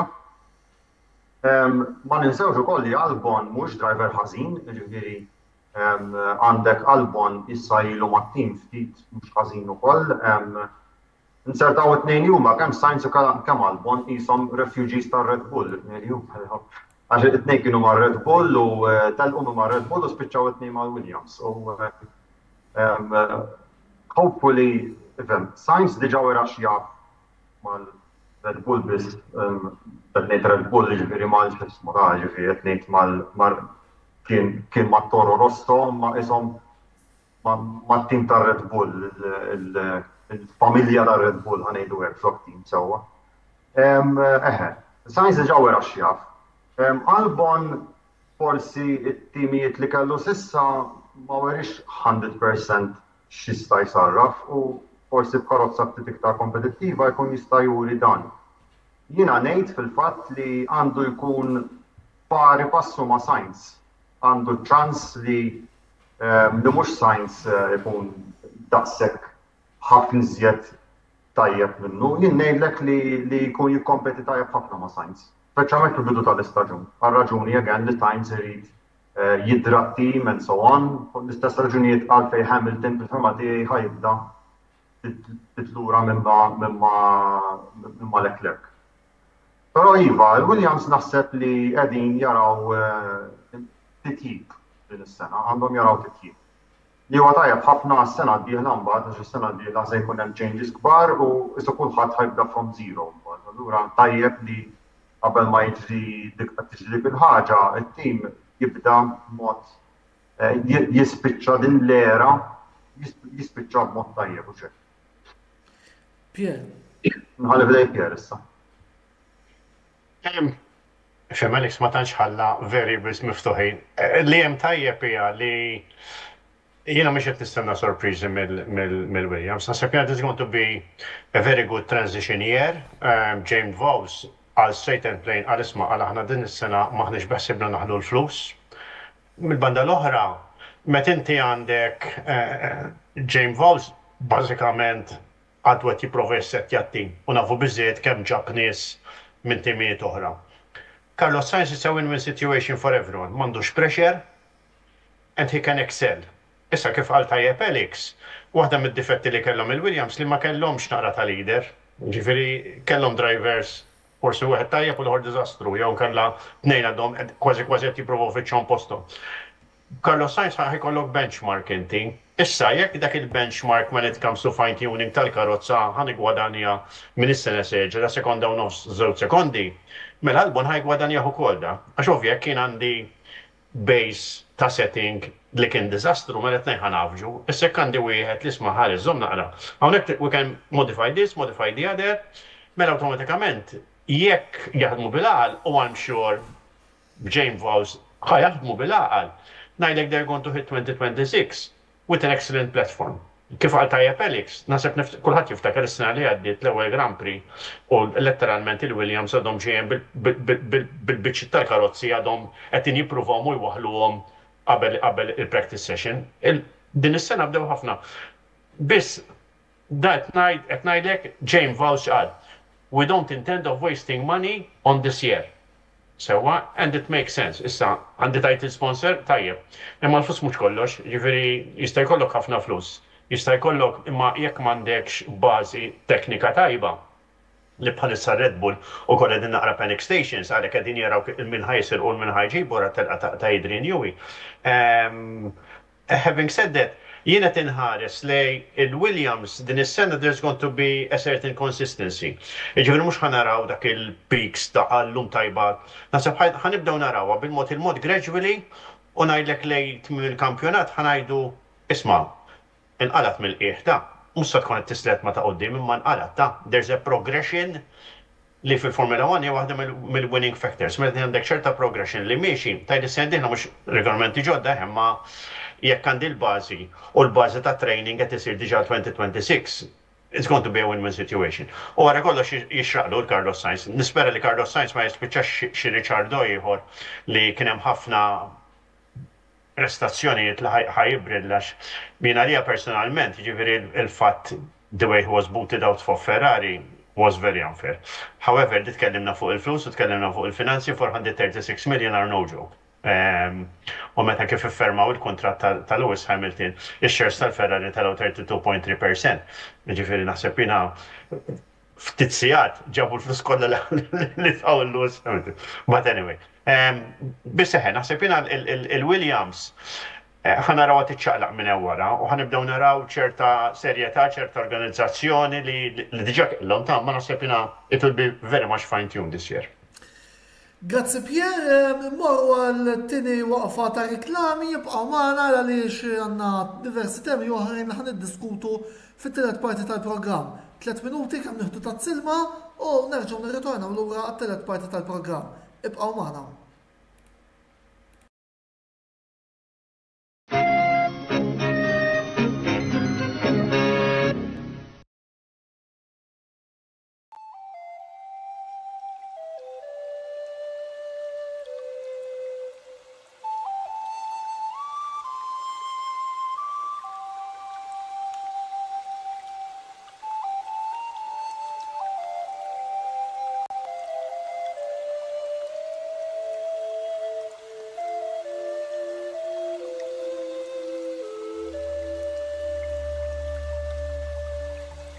Beauty Wisdom tal-Fgura għall-aħjar prodotti u servizzi ta' sburija. Żuru wkoll Nails by Xarawna fl-istess stabbiliment għall-aħjar servizz ta' trattament ta' dwiefer.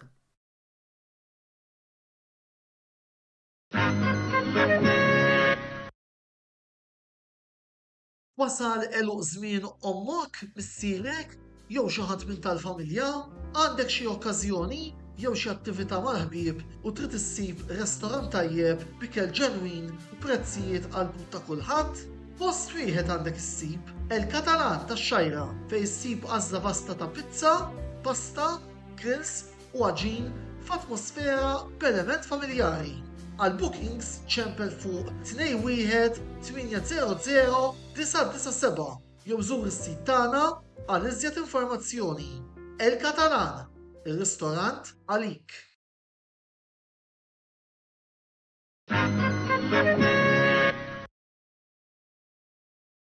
Għand Michael's Butcher tal-Ħamrun issibu l-aqwa laħam ta' kwalità bi prezzijiet raġonevoli. Jippreparaw ukoll affarijiet homemade għal barbecues, festini u ikliet bħal burgers, braġoli, kebabs, laħam mimli, diversi kwalitajiet ta' salzett u ħafna iktar. Ikollhom ukoll fnik ta' Malta friski u laħam ta' żiemel.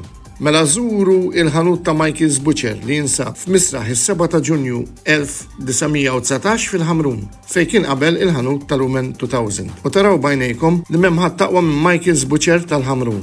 Għal iżjed informazzjoni żuru l-paġna ta' Facebook ta' Michael's Butcher, dan li jinsab il-Ħamrun, jew inkella ċemplu fuq 2124 8651 jew inkella 7904 7220.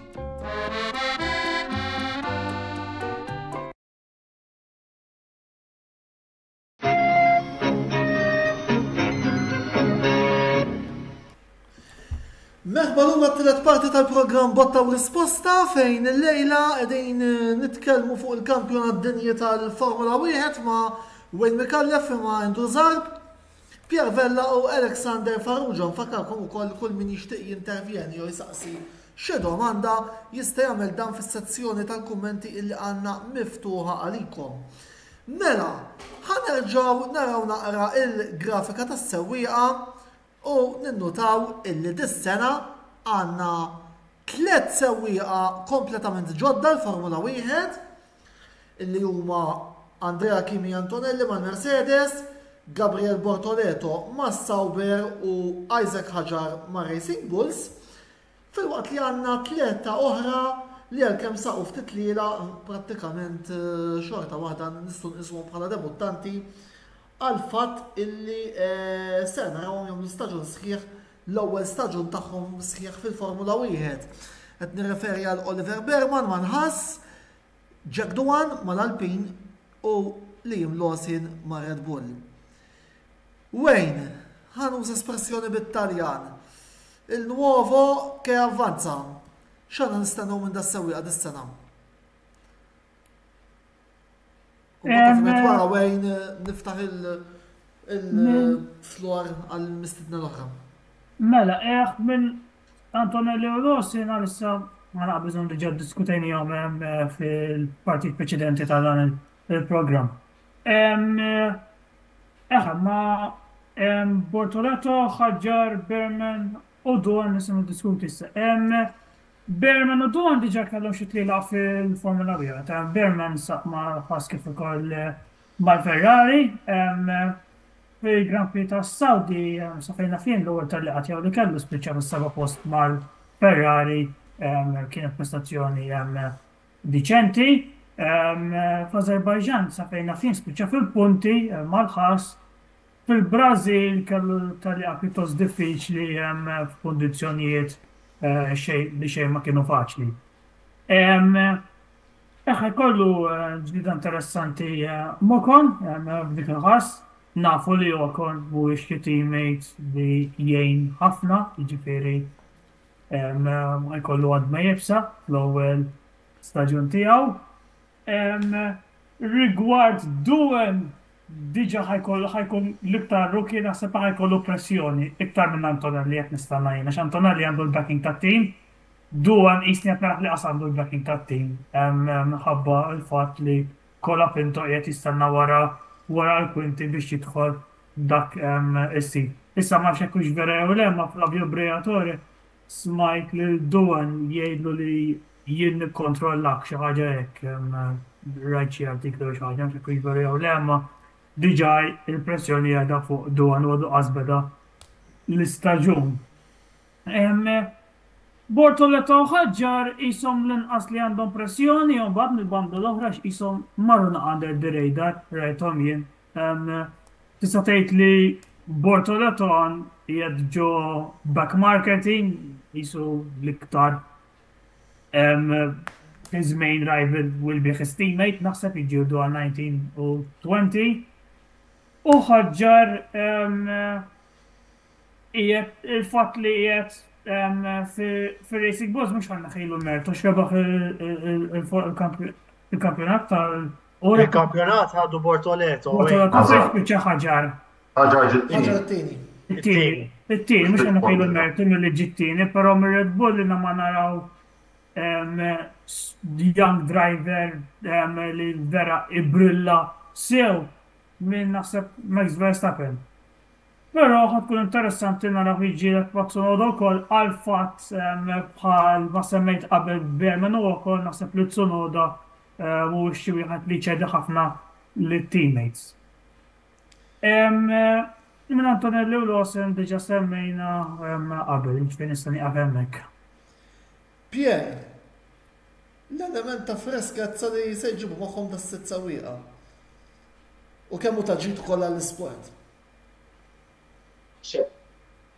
Famanti dejjem għandek il-question mark meta inti għandek dat-timijiet il-ġodda, naħseb il-fatt li forsi ma tkunx ma' top team tista' tkun ta' advantage.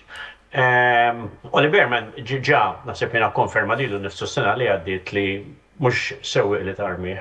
Imma tajdi dis-sena fil-li kien jgħid pampered mal-Ferrari għax kien hemm bżonnu. Fejn issa ħajsi letteralment mhux għad ma tajb saħ ma' driver li jista' jkun diffiċli ħafna. U tim li nafu fejn kien is-sena li għaddiet u nafu kif meġa s-sena għaddiet Nico Rosberg u Kevin Magnussen letteralment qegħdin jixorbu kull tip ta' enerġija li seta' toħroġ il-karozza. Ġifieri wieħed irid jara nara. Li hemm tajjeb li Oliver ma mhux se jkollu pressure fuq u naħseb jiena bħala rookie fl-opinjoni tiegħi naħseb l-iktar wieħed li jista' dan il-kampjonat jgħaddiha relaxed sakemm ma jibdix jagħti kedda lil Esteban Ocon. Ifhimha. Mill-banda l-oħra meta titkellmu fuq ir-rookies l-oħrajn, kollha xi ftit jew qed jistennew ċerta prestazzjoni minn għandhom. Dak qiegħed mar-Racing Bulls jien naf li smaħjar imur tajjeb għax forsi għadha bita għadha mar-Red Bull. Jiġifieri dawk pjuttost ħajkollhom xi pressure fuqhom. But again, aħna semmejna fil-bidu tal-programm li ħajkun 4 timijiet ħajkun qed jissiltu għall-kampjonat. Naħseb jiena ħajkonna gruppi ieħor ta' rookies li jibdew jissiltu bejniethom biex fl-aħħar ta' kull telli ngħidu isma' ħares mill-rookies li għandna dak l-aħjar li marta, isma' dak li kdar il-prestazzjoni. Jiġifieri all in all, tajdi kienet deċiżjoni għaqlija li qed naraw daqshekk ġodda. The positive aspect hi that Formula 1 has a future. Ġifieri meta naraw da drivers żgħar deħlin kollha f'salt, qabel qatt ma konna mdorin, jew kellna meta konna naraw dat tip ta' drivers taraħ dew jisma' dak ġab bagatella flus ta' miegħu, dak letteralment he bought his way into Formula 1. Luckily, these past 5-6 years, things have changed. We are seeing pure talent. U ma ninsewx li daw għalaw drivers stabiliti, ġifieri mhux eżattament daw għalaw drivers ma kienet jagħmlu xejn hemmhekk. Ġifieri again, it's something very positive. Nafu li din is-sena tħabbar li għandna tim ieħor ġdid fil-Formula 1, jiġifieri minn 2026, minn għadda ċerta ta' bħali. Konna nqommu fil-għodu kmieni aħna biex naraw il-qualifying u minn musta jtellaq jew minn musta jtellaq. U il-grid kont taraħ mill-ewwel kantuniera tul kollu u kien ikollok 120 karozza ħajtellaq. Jiġifieri ngħidlek nixtieq li nara hekk. Diment li hemm it-talent. Inti ħaġa titħalles mhux karozza tajba, għax karozza tajba hija importanti, biex tikollok driver li ħajrkeb dik il-karozza u jagħmel prestazzjoni tiegħu. kif semma Alex, Max Verstappen bħalissa mhux il-kappell tneħħilu, Max Verstappen sena wara l-oħra qed jimmatura l-istess ħaġa, l-istess cycle li għamel Lewis Hamilton, għax Lewis Hamilton tajjeb li ngħidu li sena wara l-oħra immatura imma dik il-kapaċità ta' driver ta' Formula 1. Mhux nirbaħ kampjonat ngħid okej bye tlaqt lem tajt issa ħadd il-kampjonat u dabbart rasi. Jiġifieri u bħalhom hemm ħafna drivers, jiġifieri immorru lura għall-1980 Balan Jones. Fil-bati kampjonat bezzit, tlaqta, mela għandi kampjonat fidejja. Imma mbagħad għandek drivers, jiġifieri qed nisemmu Vettel, qed insemmu Alonso, qed insemmu Max Verstappen, qed insemmu Lewis Hamilton, li daw baqgħu għaddejjin. U kienu ċirkostanzi li forsi ma rebħux iktar kampjonati, kien hemm min kien forsi ftit iktar fortunat għax kellu karozza tajba, ma naħseb waħda mill-affarijiet sbieħ li għandna fil-Formula 1 u aħna kultant nitkellmu fuq il-kampjonat li għadda. Imma 75 sena ta' tlaq tal-karozzi mhijiex xajta. Jiġifieri hemm volumi li tista' titkellem fuqhom year in year out. Jiena ngħid għalija kultant naqbad wieħed mill-annuals tiegħi ngħid isma' ħammur fil-1982, ħammur fil-1978, ħammur fil-67, ħala raġġara. U tira li tsali competitiveness li kien hemm li aħna naraw illum kien jagħtem ukoll. Drivers kienu għedem biex fl-ħar tal-ġurnata jitalaw fuq dak il-podium, jiftu x-xampanja, jittuhom il-bukket tal-fjuri ta' kizmid li s-samadun xitijom, ma' xi ħaġa ta' environment, imma insomma. Imma seppem Formula 1. Min jgħid li huma karozzi jiġu wara xulxin ngħidlek li sfortunatament ħadd mhu perfett fid-dinja, imma ngħidlek li dak mhumiex perfetti għax Formula 1 huwa sport interessantissimu, hemm ħafna xi jiġi wara l-kwinti u naħseb jiena hemm ħafna x'nitalmu minnhom, speċjalment fuq character building. Jiġifieri meta ngħidu determinazzjoni ta' drivers u r-reġim li għaddu minnhom jiena with hand on heart. Sports oħra ma nifhem assolutament xejn, biss dejjem nirringrazzja li nnifsi dawk li madwar li sapportjawni li għadha qasbad sport li huwa interessanti u ikollok il-frustrazzjoni tkun iżżumma tim partikolari u jdumlek xi 21 sena qabel ma jibaħlek kampjonat. L-ifċar jgħidu li l-ifċar jekk inti jinħabba daqskemm damu l-Ferrari ma jirfu.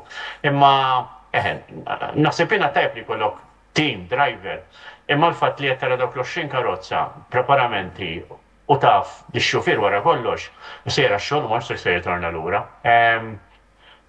Taf kif? I think it's a sport which fl-opinjoni tiegħi we need definitely more exposure. Jiġifieri programmi bħal daw huma tajbin, kellhom bżonn iktar regolari, għax hemm ħafna ċaqaċ hemm barra għan-nies li jixtiequ jsir jafu iktar fuq il-Formula 1. Għax il-Formula 1 mhux sempliċement qed tara t-telli ta' satejn.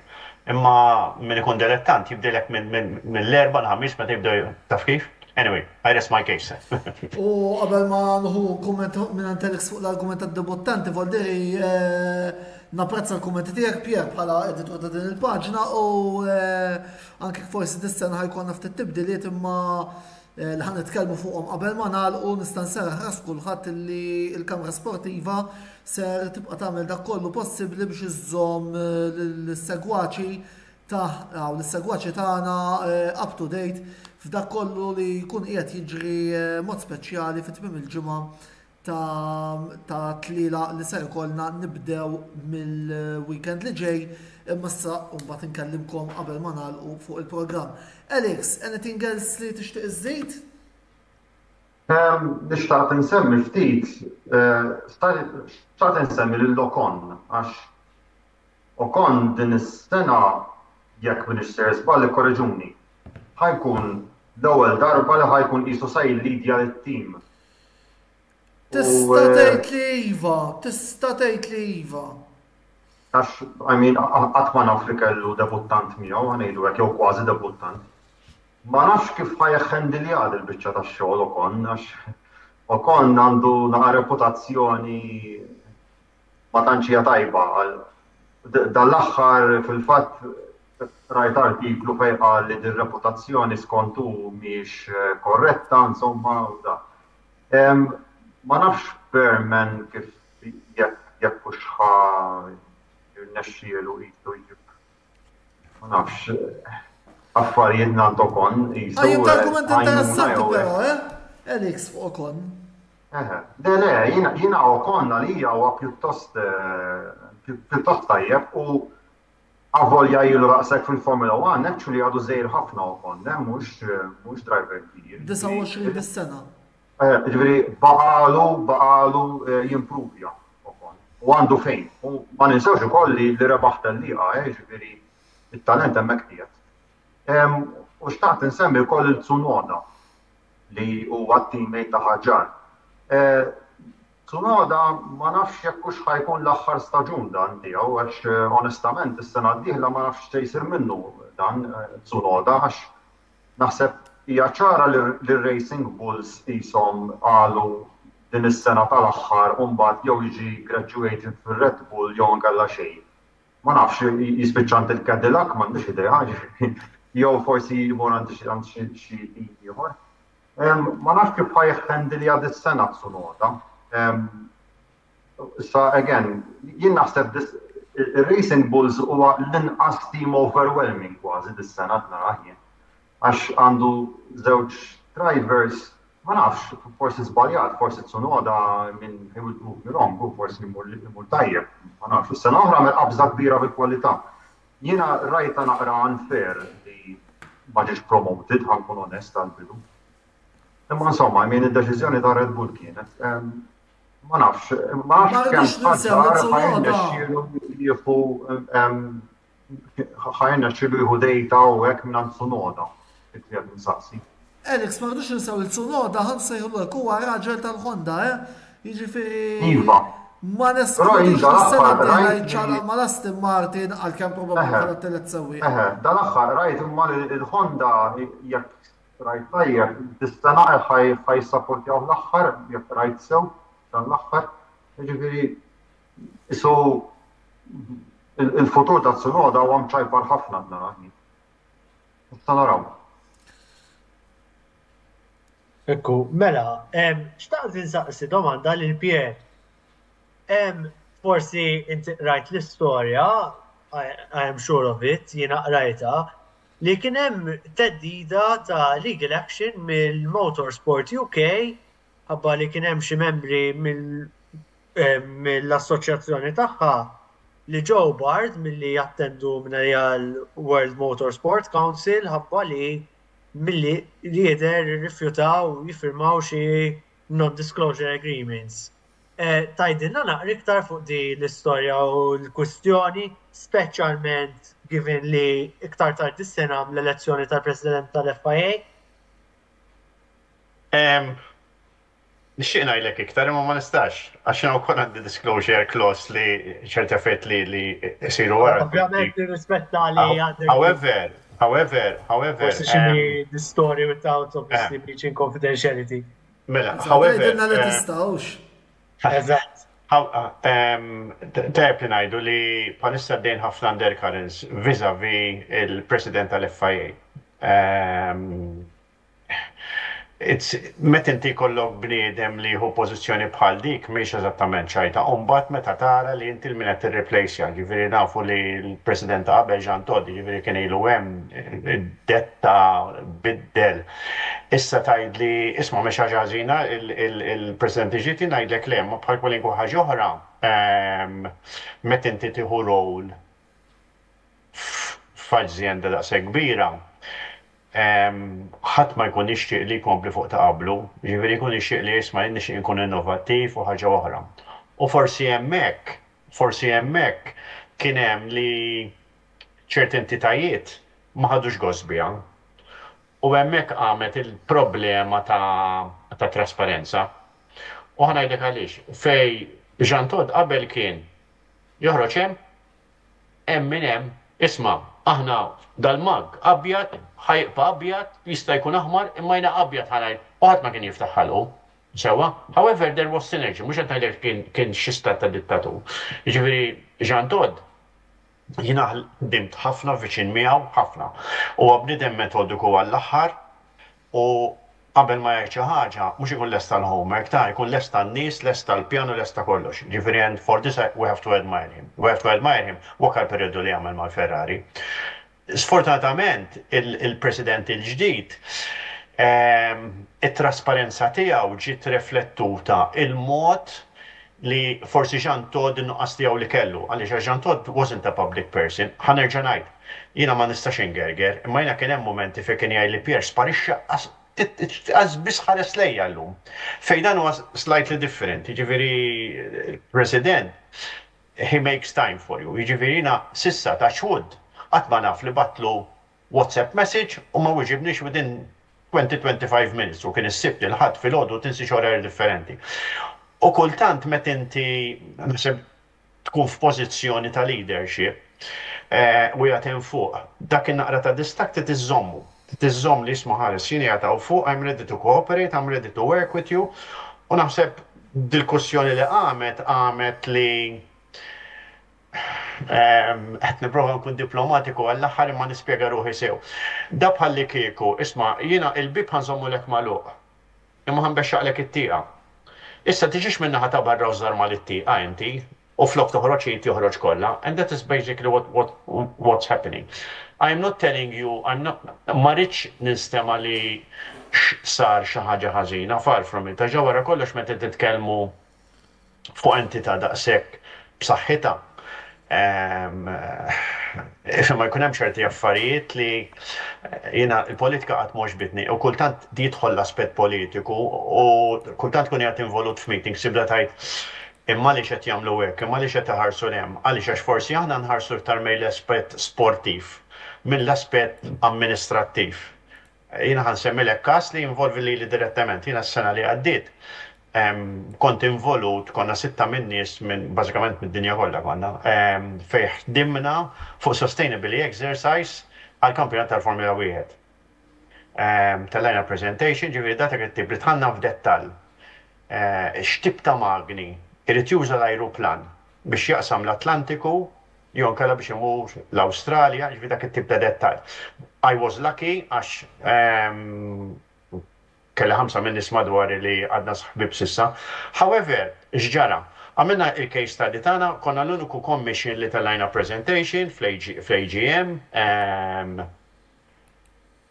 Sorġatom qasa tal-lum ħatma li bat li isma' Pier, tajjeb ta' kien ix-xogħol tagħkom, but we know that this year's calendar was based on our recommendations where they are going. Jekk inti tara il-kampjonat ta' dis-sena, tkellimna fuq 24 tellieqa, l-ammont ta' CO2 emissions u l-ammont ta' freight expenses li naqsu, we're talking about a good 21%, which is no joke.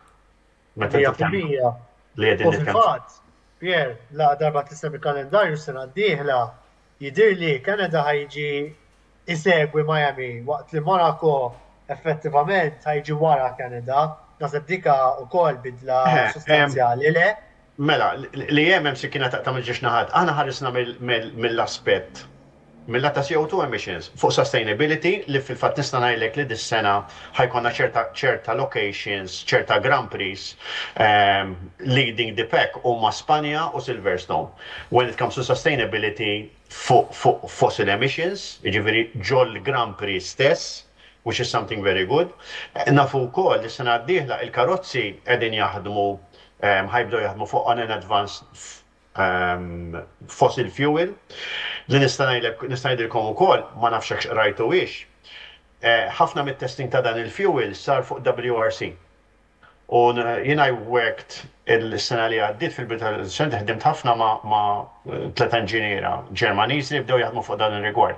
They are working on the field of Formula 1. However, we all know, meta titkellmu fuq World Rally, ħadd istrapazza l-magna, kondizzjonijiet, trabiet, nothing compared. Ġifier ħajadim lek xi ħaġa fi WRC għajt fil-Formula 1 it's going to be a walk in the park. U meta saru comparative figures bejn il-fuel li qed jużaw u l-fuel it was practically negligible. Ġifieri hemm ħafna affarijiet li aħna kultant mhux ma nkunux nafuhom, ta' kultant ngħidlek il-medja l-ewwel wieħed jien forsi m'għandix exposure biżżejjed. Tgħidli għaliex, għax jiena li interessani Lewis Hamilton x'għamel, dak x'għamel, imma x'inhu għaddej fil-background, x'qed isir, isma' il-motorhome, il-garaxxiet, how are they being propelled, isma' l-event ta' Formula 1, x'edha tagħmel għall-ambjent. And these are things which we have to address, you know. U again, ħanerġa' naqbes fuq il-kumment li għadt li inti. At times meta inti għandek aġenzija bħal di and you're assigned a job, do it to the best of your knowledge, but don't expect that someone's going to come up to you like, you did a very good job, forget it. But when you see it being implemented, I think in a way, you can tap yourself and say, listen, I did a good job. But this is reality, ġifieri da mhux hemm biss, naħseb anke fuq il-post tax-xogħol u naħseb kulħadd jgħaddi minn esperjenza ngħidija Marja Santammen, ħadd ma ġie qal isma' li qegħdin nagħmluha tajjeb, taf kif, imma unfortunately it's part of society, and I rest my case. Mela, wasalna biex kważi nagħlqu dan il-programm. Dis-sena mhux se nsaqsikom min se jirbaħ il-kampjonat bħalma nagħmel is-soltu, imma nixtieq noħolhom minn kulħadd fuq it-tliet affarijiet li tixtiequ taraw bħala Wayne, bħala Andrew, bħala Alex, bħala Pierre u għalfejn le bħala Antonello wkoll. It-tliet affarijiet li tixtiequ taraw matul il-kampjonat tal-Formula 1 ta' din is-sena. Bada jkollu jiġi il-ġenju della lampada jgħidlek għandek tliet xewqat marbuta mal-kampjonat ta' din is-sena. X'inhuma? Mela, Alex, tibda inti. Jiena ħanibda rajt, mela. Tliet xewqat. Number 1 li nara il-Williams immorru naqra ħjar. Dik l-ewwel xewqa tiegħi. Jiena biex ngħidilkom il-Williams nifanzjom, minix xi kif taqbad minix xi fanatiku, ġifieri ma nżomma ħadd partikolari ma' Williams nifanzjom. Allura dik l-ewwel ħaġa nixtieq nara il-Williams li jimprovjaw. X'iktar. Ma semmejna xejn kważi l-Aston Martin. Semmejna t-timijiet kollha naħseb l-Aston Martin li kemm semmejnihom. Issa Aston Martin dal-aħħar Newey beda jaħdem magħhom. Ma nafx forsi distenna, ma nafx ukoll minn distenna, imma jiena mill-rajt mit-testing Aston Martin is bottom 3 cars bħalissa. It's I think one of the worst performing compared from last year. Allora nistenna li l-Newey jgħidu l-wisma ħi daħdem ftit din is-sena dak ma jimpurtax għax qegħdin lura ħafna iżjed mill-istennejna. U nibda nara forsi l-Alonso, l-Stroll, forsi Alonso ta' minn Stroll ma nafx, jibdew tilgħin ftit fil-klassifika dik li qed nistenna jew li nixtieq li nara. U number 3 li naħseb ħad tiġri nixtieq nara kampjonat mistielet kif naħseb li se jkun u emozjonanti u ħafna forsi twists and turns billi jkun dak l-ewwel ma tiġi ieħor l-ewwel hekk xi ħaġa li tkun vera sabiħa. Pereżempju kampjonat bħal ta' 2012 pereżempju fejn kien hemm ħafna drivers li kienu fuq quddiem fil-kampjonat u baqa' sal-aħħar isma' kienu rebħu xi 7 jew 8 differenti drivers minn għalija dak il-kampjonat. Hekk kampjonat emozjonanti hekk. Wayne. Naħseb bħal Alex l-ewwel punt nixtieq li il-Williams jittiebu fejn ħallew is-sena jgħiddit naħseb tim storja bħal m'għandhom il-Williams hija ħasra li ma jkunux ma' top teams. Jiġifieri nixtieq li għadhom id-driver line-up nasib għadhom mill-aħjar u nagħmel li għandhom il-potenzjal biex jtejbu dan l-istaġun żgur. Tieni punt nixtieq nara aktar tlielaq fix-xita. Naħseb l-aqwa tlielaq li rajna s-sena li għaddiet kienu meta għamilt ix-xita, prime example Brazil. U tielet punt nixtieq nara Hamilton jirbaħ f'Monza. Andrew. Għana tewqat. Għana. Iżda naħseb kull wieħed waħda minna kulħadd jixtieq li t-tim tiegħu imur aħjar mis-sena l-oħra u m'iniex differenti daqshekk. Ħanajda xahar tonta. U naħseb to tie into that point, naħseb nixtieq nara l-Antonelli jieħu telliqa dis-sena. Tkun ħaġa kbira, speċjalment jekk jieħu tajjeb ngħid, se ngħid statistika. Jekk jieħu qed mill-ewwel tliet liela mhux qed ngħid li hija likely, ikun li sar sewwieq li qatt rebaħ telliqa fl-istorja tal-Formula 1. Xewqat oħra naħseb le nixtieq nara kampjonat mis-sielet, naħseb naqbel ma' kulħadd meta ngħidu hekk. Fuq tilet xewqa, ma samet minix ċert bħala xewqa ġenerali tal-Formula 1, imma naħseb il-fatt li l-kampjonat missieret huwa xi ħaġa dejjem saħħi. Pierre, Naħseb ix-xewqat tiegħi huma ġew esposti minn kulħadd. Jiena forsi naqra iktar partikolari minnkom, nixtieq li forsi neqpa' d-dej u naqas nipprova ngawdi iktar, jiġifieri issa ormai żmien jagħtem. Biss kif diġà ċennajt qabel, naħseb is-sena li għaddiet rajna kampjonat tajjeb, imma ħadd gost li għalik semma 2012. Għax hekk imorru naqra fl-istorja, rajna ħafna kampjonati sbieħ. Jiġu ħafna kampjonati sbieħ, timijiet differenti, drivers differenti, u naħseb is-sabiħ tal-Formula 1 li kull kampjonat għandu storja minnu fih. Jiġifieri meta nħarsu lura, ngħidu isma' dak il-kampjonat tiftakar dik it-tellija, isma' tiftakar dak x'ġara dakinhar. Jiġifieri all in all, l-importanti jekk inkomplu mixjin kif kellna s-sena li għaddiet. Naħseb żgur li maħniex ħanħarqu seats bil-qiegħda x'ħanaraw 3/4 mit-tliela, naħseb jiena bil-wieqfa. U mill-banda l-oħra, we look forward għad drivers il-ġodda ħanarahom jimmaturaw, jiena forsi ma nkun daqshekk ottimist li kif qal Andrew li kemm Antonello jirbaħ il-Grand Prix, ma d-dinja tal-Formula 1 ħadd ma jista'.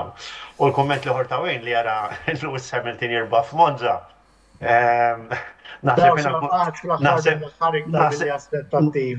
Naħseb jiena kieku is-seħdi kull siġġu li hemm ġewwa il-Grand Stands ta' Monza kollha jinqalgħu. Biss bil-mada l-oħra, għanħu l-ewwel punt li semma Alex, naħseb il-fatt li ma narawx l-ebda walkovers u naraw different drivers fuq il-podium, including maybe għaliex li forsi il-Williams ikunu fuq il-podium ukoll. Jawgura tajjeb. Oh, again, this is a wonderful sport, the more exposure we can give it.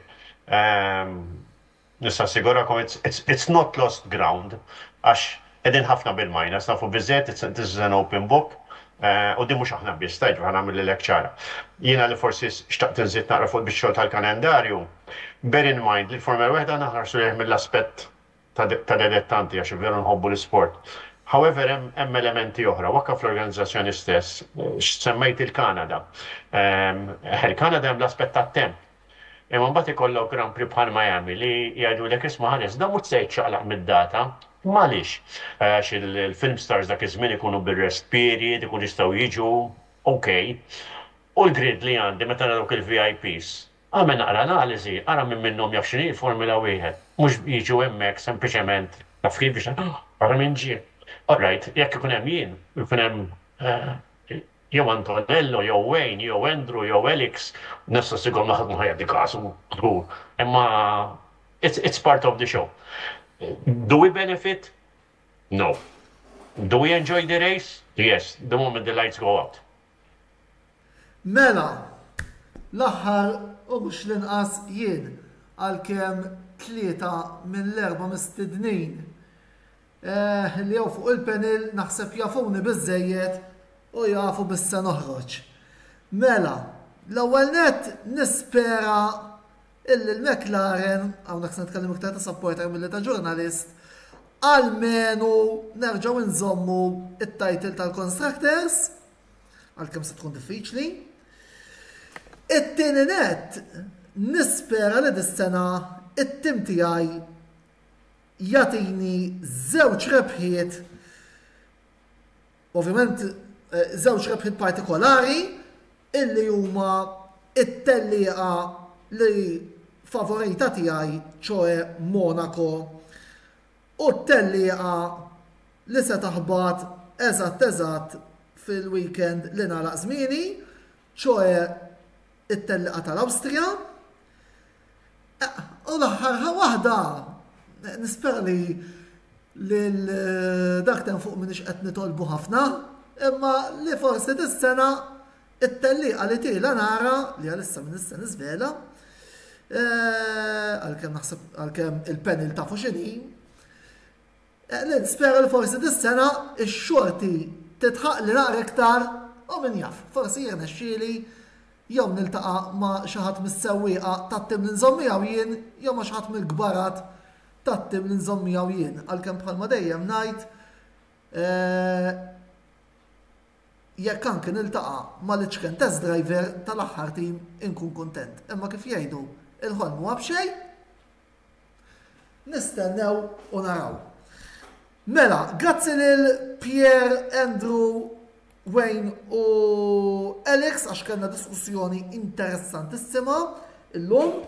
Grazzi kbira wkoll tmur l-sponsors tagħna li huma Beauty Wisdom il-Katalan, The Barber Room u Michael's Butcher. Nħeġġixkom biex tużaw is-servizzi ta' dawn is-sinjuri għaliex indirettament tkunu qed tgħinu l-kamra sportiva tkompli wkoll tikber u tagħmel kontenut ta' level. Nfakrukom ukoll dan il-programm daqsi oħra jkun disponibbli fuq il-YouTube channel tagħna. Għandha tinsux titlu hemm tafsu subscribe ħalli ma titilfu xejn mill-kontenut illi aħna noħorġu minn żmien għal ieħor. Xifti ta' viżi qabel ma nagħlqu. Mela din is-sena bħala kontenut marbut mal-Formula 1 forsi il-videos tal-post race reaction mhumiex se joħorġu għaliex issa ħassejt illi speċi l-attim tiegħi rebaħ il-kampjonat dihom the way is down, imma xorta waħda wara kull tellieqa ser joħroġ artiklu ta' reazzjoni minnaħa tiegħi fuq dak kollu nkunu rejn matul it-tellieqa. Bla ma ninsew illi prattikament il-programm se jkun hekk. L-erba ta' qabel kull tellieqa ħanoħorġu l-iskeda tal-weekend, il-ħamis id-dettalji tat-trakka li se nkunu qed ninsuqu fiha, pereżempju Albert Park il-ġimgħa d-dieħla għaw din il-ġimgħa ċoe il-ġimgħa is-sibt u l-ħadd aġġornamenti kontinwi ftit minuti wara tmiem is-sessjonijiet fejn possibbli. Ovvjament is-sibt u l-ħadd ikollna reazzjonijiet għal permezz ta' artiklu għal kwalifikazzjoni u għat-tellieqa. It-tnejn toħroġ il-klassifika aġġornata tal-kampjonat tas-sewqa u tal-kampjonat tal-kostrutturi. Kontenut marbut mal-Formula 2 ukoll ser jibqa' joħroġ. U naħseb illi det ovvjament ukoll kontenut ieħor joħroġ skont il-bżonn u l-ħtieġa. Botta u risposta jirritorna nar il-ħamis 20 ta' Marzu, nar il-ħamis 20 ta' Marzu, fejn ovvjament se jkollna il-grupp tal-futbol u nkomplu nitkellmu fuq l-andament tas-Serje u tal-Premier League. Sakemm nerġgħu niltaqgħu, jien Antonello Bella ma tfadal xejn ngħidilkom ħlif grazzi tal-li kontu magħna llejla. Niltaqgħu fl-20 ta' Marzu li ġej, lejli tajjeb u ħudu ħsieb.